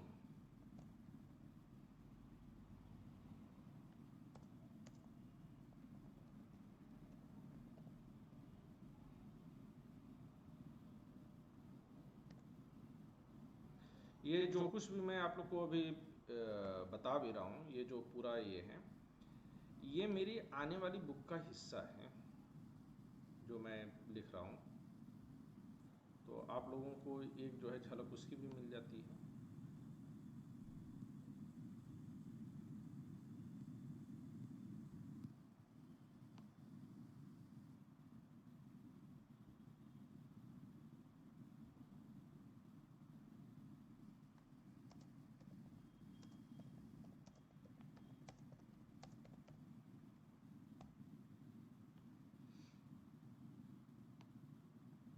ये शब्द इसलिए लिखवा रहा हूँ कि नवीन स्वेच्छाचारिता वगैरह जो है, ये हो सकता है कि इससे वगैरह में या कहीं और जो है ये ला करके उलझा दे आपको।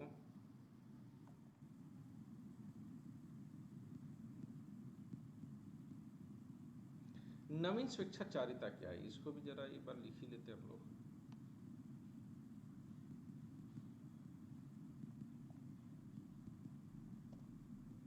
ये क्या है, क्या कॉन्सेप्ट है ये?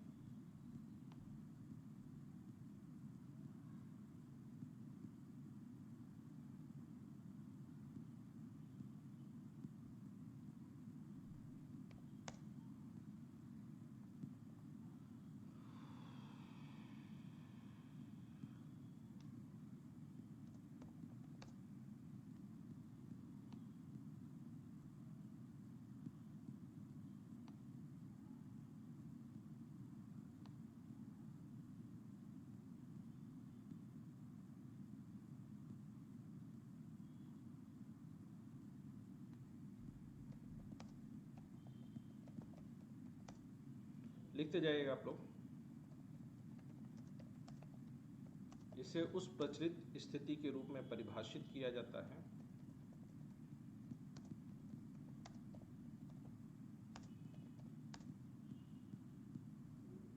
जहां लोकतांत्रिक व्यवस्था के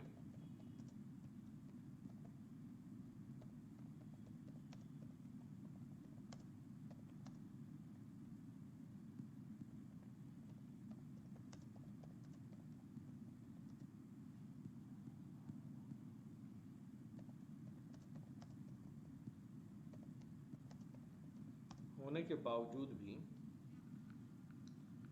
नौकरशाह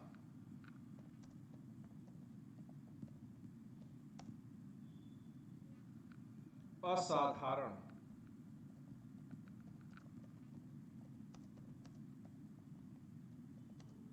शक्ति का प्रयोग करते हैं।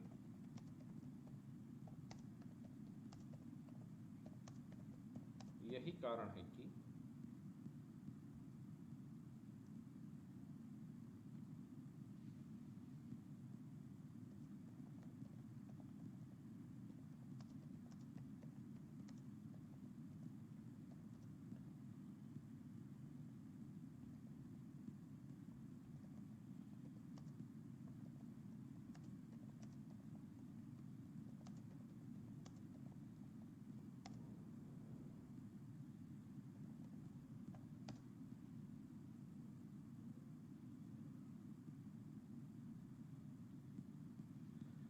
सही है, क्लियर है ये?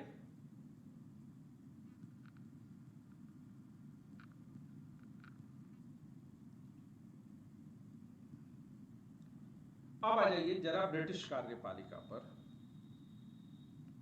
किसी का कोई प्रश्न तो नहीं था इस बीच में?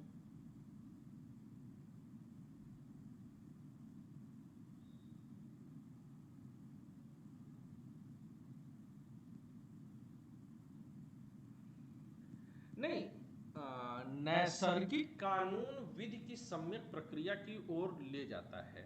ये अपर्णा जो आपने प्रश्न पूछा, मैं उस प्रश्न पर आ रहा हूं। अब हाँ, आपने कहा संबंधित है, बिल्कुल है। कैसे, इस पर चर्चा और आगे करेंगे, हम लोग जरूर करेंगे। मैं कंटिन्यू करूं या बाकी भाग मैं कल कर लूं, क्योंकि अभी इतना ही समय और लगेगा। इट वुड बी बेटर शाम को लाल फीता शाही नहीं, लाल फीता शाही तो बिल्कुल डिफरेंट कॉन्सेप्ट है। अगर लाल फीता शाही के बारे में बात करें तो लाल फीता शाही का मतलब ये कि चीजों को गोपनीय बनाए रखना। जरूरी नहीं है कि असाधारण शक्तियों का प्रयोग करते समय जो है हम इसका प्रयोग करें। लाल फीता बांध देने का मतलब, कि लाल रंग से बांध देने का मतलब है कि हमने जो है लाल रंग खतरे का निशान बता देता है कि आपको इसको छूना नहीं है। That is the red tapism.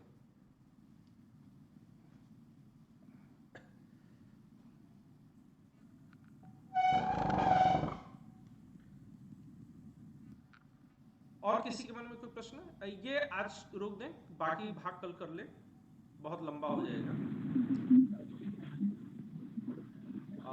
कल भी हम लोग थोड़ा जल्दी मिलने की कोशिश करेंगे। मैं नया समय बता दूंगा, तो उस टाइम पर मिलेंगे। और आशा करता हूं कि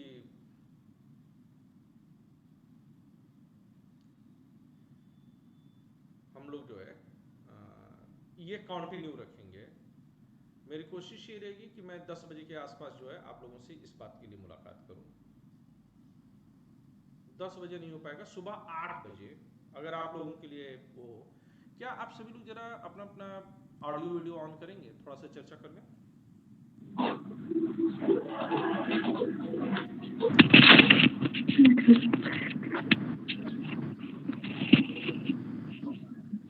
expecting everyone to switch on their audio. तो मेरा जो है मानना एकदम से क्लियर है इस संदर्भ में लेकर के कि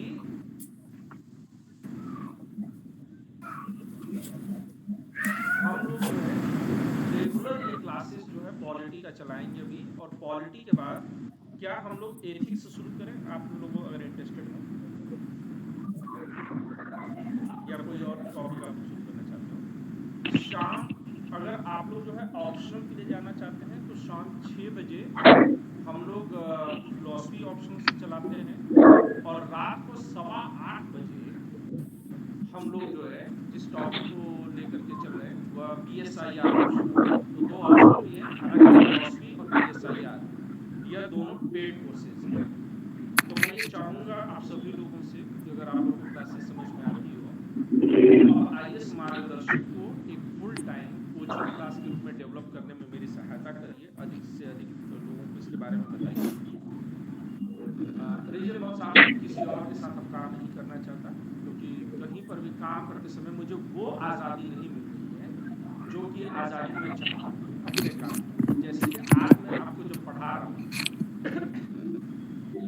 ये इतना तो किसी ऑफलाइन प्लेटफॉर्म पर मैं पढ़ा सकता हूँ, है ना। तो आप लोग अगर जितना अधिक वो बेहतर होगा, ताकि हिंदी मीडियम के लिए मैं और अच्छा ऑल डन।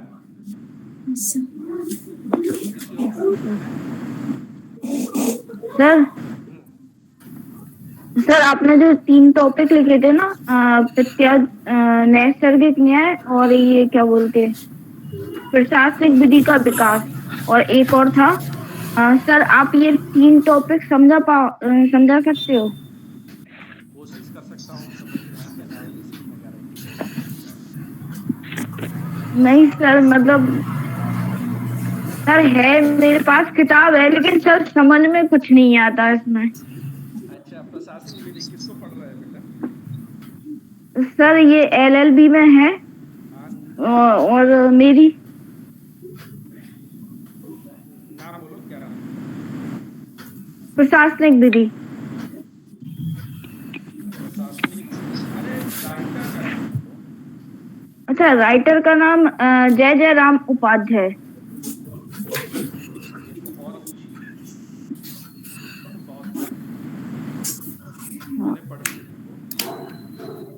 सर मतलब किताब है मेरे पास, लेकिन क्या बोलते, क्या पढूं समझ में नहीं आता। मतलब क्लास नहीं ली है, टीचर ने पढ़ाया है, तो सर आप पढ़ा सकते हो तो पढ़। सबसे पहले जो है प्रत्यायोजित वाले को ले लें, थोड़ा सा जो है बताइए प्रत्यायोजित क्या होता है। और किसी को कुछ कहना है? उन कानूनों को कहते हैं प्रत्यायोजित विधि। जी सर। क्या बोल बेटा? सर हमें ये पूछना था सर, आप लिंक जो है वो सेंड कर देंगे कल भी, मतलब ताकि हमें पता चले कि किस क्लासेस होंगी इससे आगे वाली, कल जो न्यू टाइम होगा उसका। टाइम लगा करके चलना कि सुबह 8 बजे करना चाहूँगा मैं, 8 जी से 9:30 सर। तक, तब तक जो है मेरी मेट हम्म, वगैरह आ जाती है, जी सर। बराबर शुरू हो जाता है। शाम को जो है, दोपहर को जो है, मुझे उम्मीद है कि कल से तुम लोग की क्लासेस मुझे शुरू कर देनी चाहिए, जो चाणक्य वाली होती है। Yes sir. ठीक है, उन कानूनों को कहते हैं जो कार्यपालिका द्वारा, लिख लो सभी लोग, जो कार्यपालिका द्वारा बनाए जाते हैं।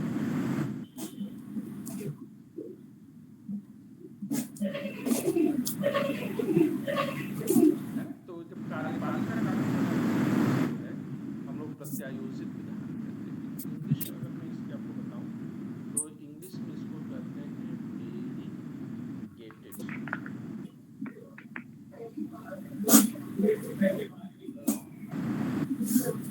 ठीक है, इन्हें द्वितीयक माना जाता है।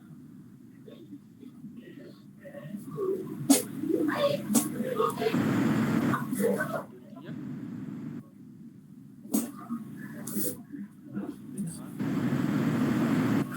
सेकेंडरी लॉ कहते हैं।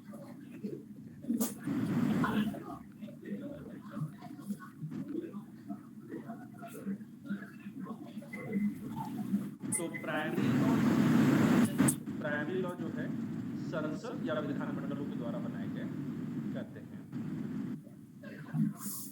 अब इसकी आवश्यकता क्यों पड़ती है, इस पर मैं जरा बात करूं। प्राथमिक विधान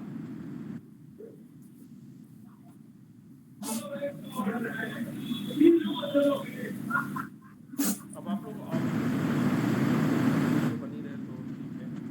प्राथमिक विधान, और एक चीज मैं सबसे चाहूंगा कि अगर पॉसिबल हो ना तो वीडियो ऑन रखा करिए आप लोग।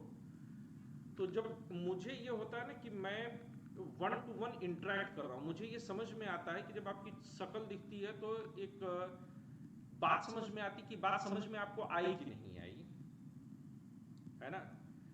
तो अगर अनअकैडमी वाला उसूल हो जाता नहीं तो, क्या कहते हैं, अनअकैडमी वाला उसूल हो जाता है नहीं तो, लेटे लेटे देख रहे हैं।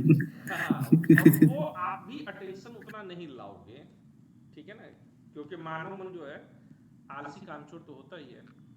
तो प्राथमिक विधान, प्राथमिक विधान किसको कहते हैं? जो विधायिका के द्वारा बनाए जाते हैं।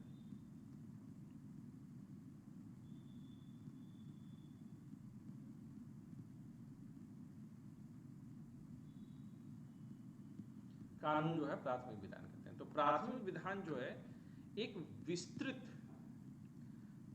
रूपरेखा या सिद्धांत प्रस्तुत करते हैं।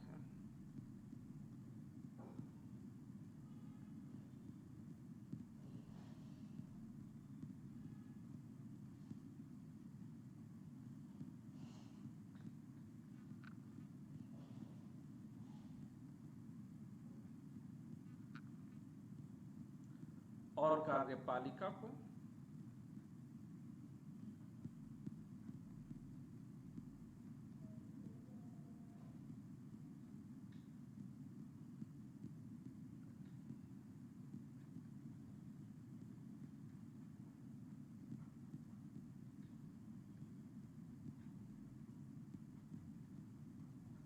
अधिकार देते हैं कि वह अपनी आवश्यकता के अनुसार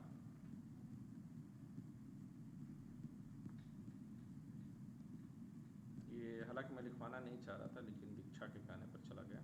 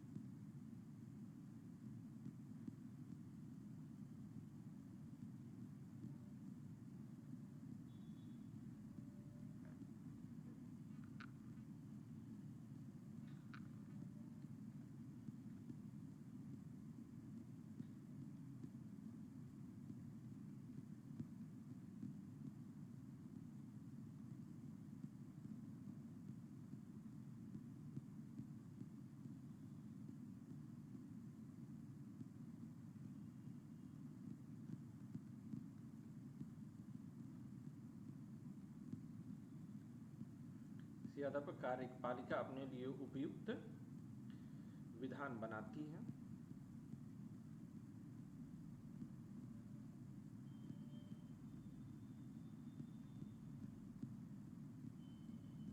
जिन्हें प्रत्यायोजित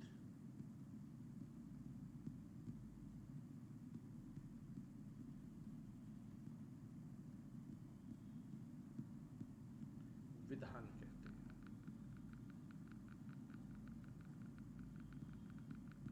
या प्रत्यायोजित विधि कहते हैं। जैसे कि भारत में अगर देखिए तो मोटर व्हीकल एक्ट जब पारित हुआ तो मोटर व्हीकल एक्ट को जो है फिर कैसे जो है लागू करना है, ये चीज वहां पर जो है फिर जो है ना उसको एक बार पढ़ के बता दीजिए। क्या करें, अभी जो लिखवाना लिखे ना उसको एक बार पढ़ के बता दीजिए। प्रत्यायोजित विधि उन कानूनों को कहते हैं जो कार्यपालिका द्वारा बनाए जाते हैं। ठीक है, इनको द्वितीयक विधान भी कहते हैं। प्राथमिक विधान विधायिका के द्वारा बनाए गए कानून को कहते हैं।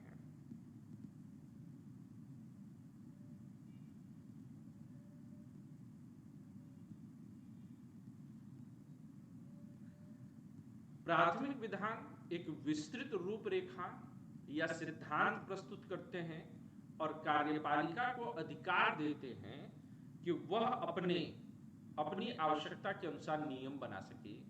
इसी के आधार पर कार्यपालिका अपने लिए उपयुक्त विधान बनाती है जिन्हें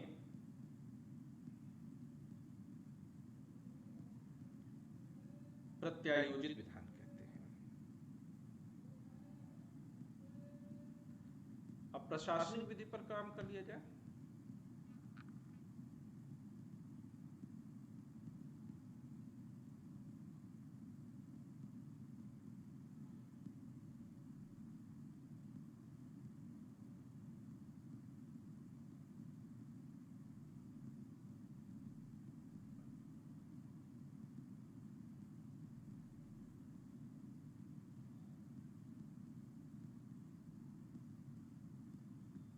मैं अगला ले लूं ना।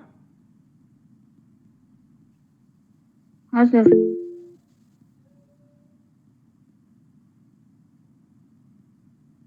इसका मतलब ये होता है कि जो प्रशासनिक अधिकारी कानून बनाते हैं, सिविल सर्वेंट जो कानून बनाते हैं, उसको हम क्या बोलेंगे? प्रशासनिक विधि। जरा इसके बारे में लिखिए। लोक प्रशासकों को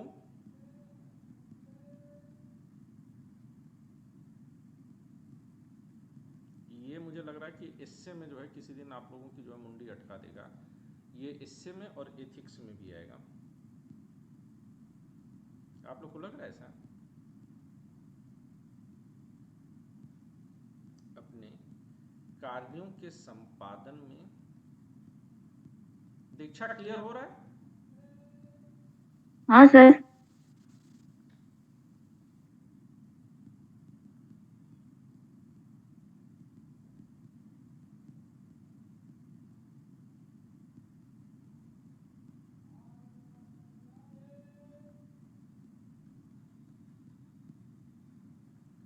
विभिन्न निर्णय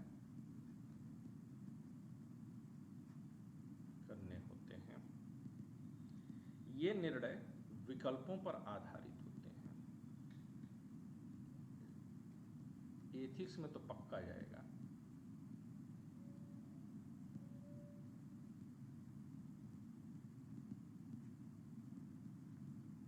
एसए में भी आ सकता है ये।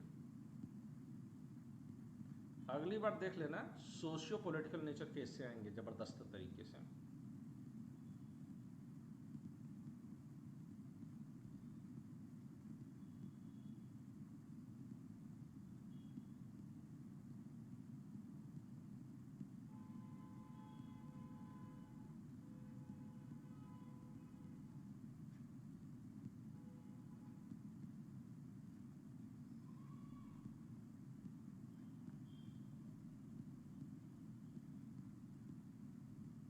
इन विकल्पों में से एक का चुनाव वे अपने विवेक से करते हैं।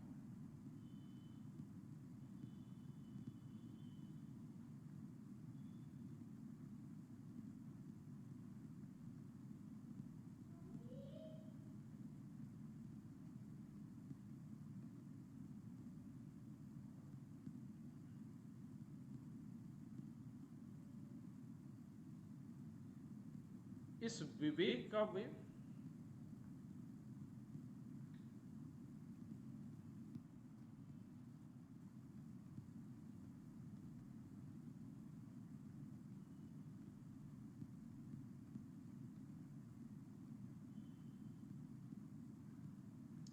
मनमाना प्रयोग नहीं कर सकते हैं, क्योंकि कोई भी आर्बिट्रेरी लॉ या मनमाना कानून नहीं बनाया जा सकता। कोई भी विधि जो होनी चाहिए वह युक्ति संगत होनी चाहिए, ये नियम है।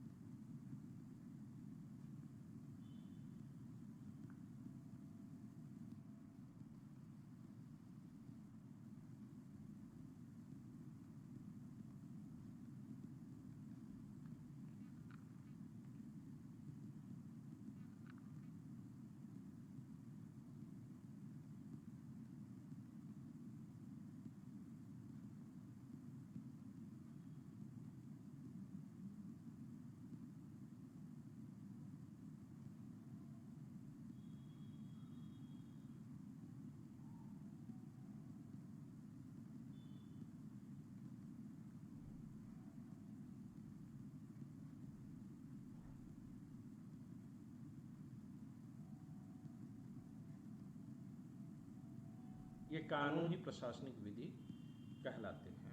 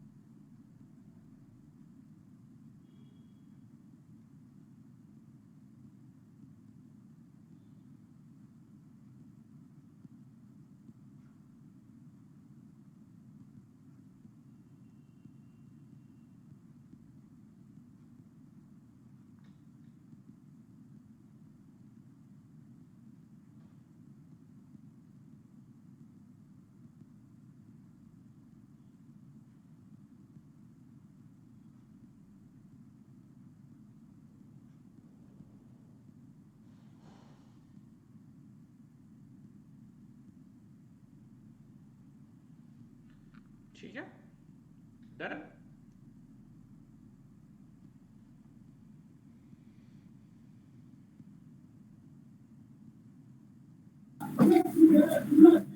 दीक्षा, सर लोकसभा की विवेक की उसके बाद क्या लिखे हैं? लोक प्रशासकों के विवेक की शक्ति के स्वरूप और सीमा का निर्धारण निर्धारण करने वाला कानून।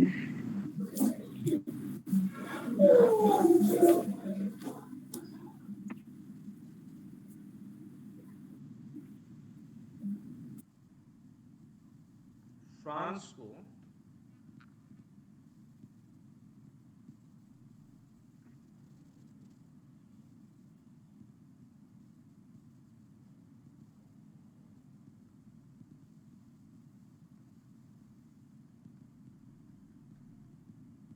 प्रशासकीय विधि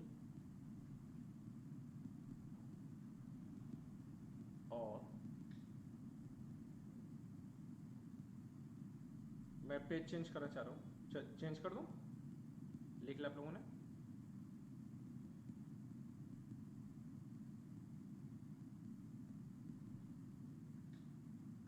फ्रांस को प्रशासकीय विधि और न्यायालय की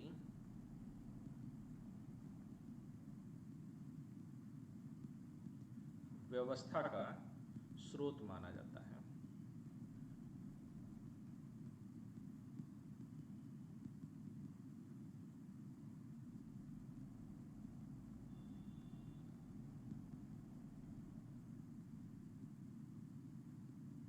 वहां ये लिख ही देते पूरा, वहां राजतंत्र के जमाने से ही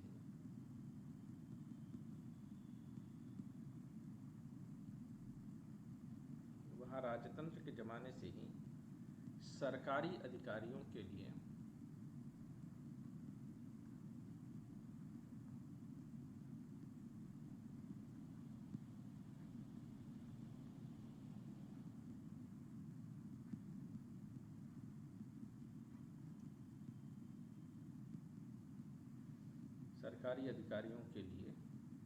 अलग कानून था।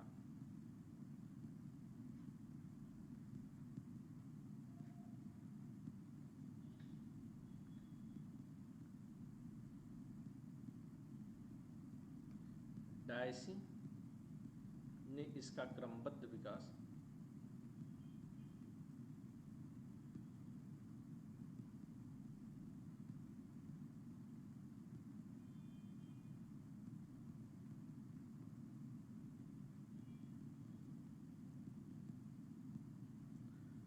कॉन्सुलेट संविधान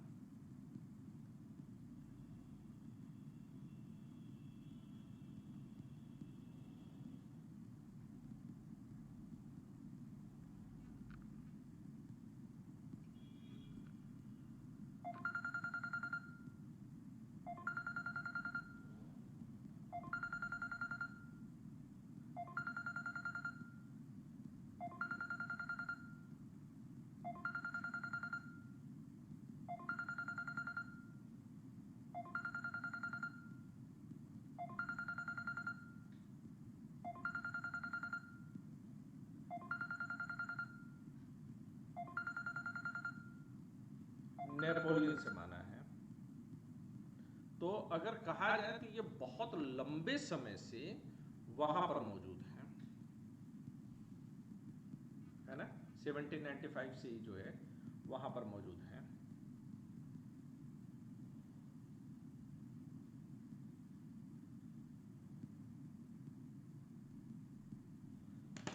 डन। तो मेरे हिसाब से आज के लिए पर्याप्त मसाला हो गया हम लोग के पास।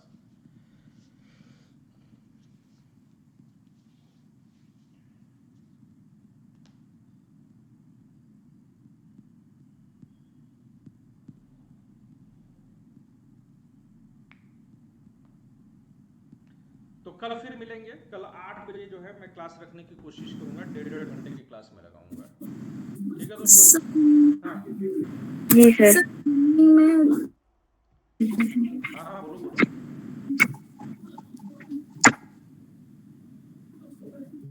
श्वेता बोलो, कुछ बोलना चाह रही हो? सब फिर मुझे रिकॉर्डिंग करना पड़ेगा सर।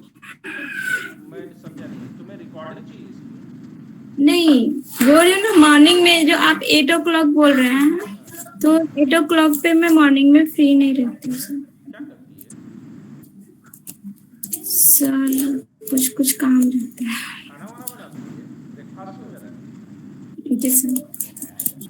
मतलब ये बात करके चले कि श्वेता जो है एक ऐसी IAS ऑफिसर बनेगी जो अच्छी कुक होगी, जो कि हम लोग अपर्णा से बिल्कुल उम्मीद नहीं कर सकते हैं। ठीक है, दैट्स वेरी नाइस। ठीक है बेटा, मैं इसके सारे जो है रिकॉर्डेड सेशन जो है मैं उपलब्ध कराता जाऊंगा। सो आज के लिए बस इतना ही। फिर मिलेंगे, खुश रहिए, मस्त रहिए, आबाद रहिए, जिंदाबाद रहिए। Thank you sir.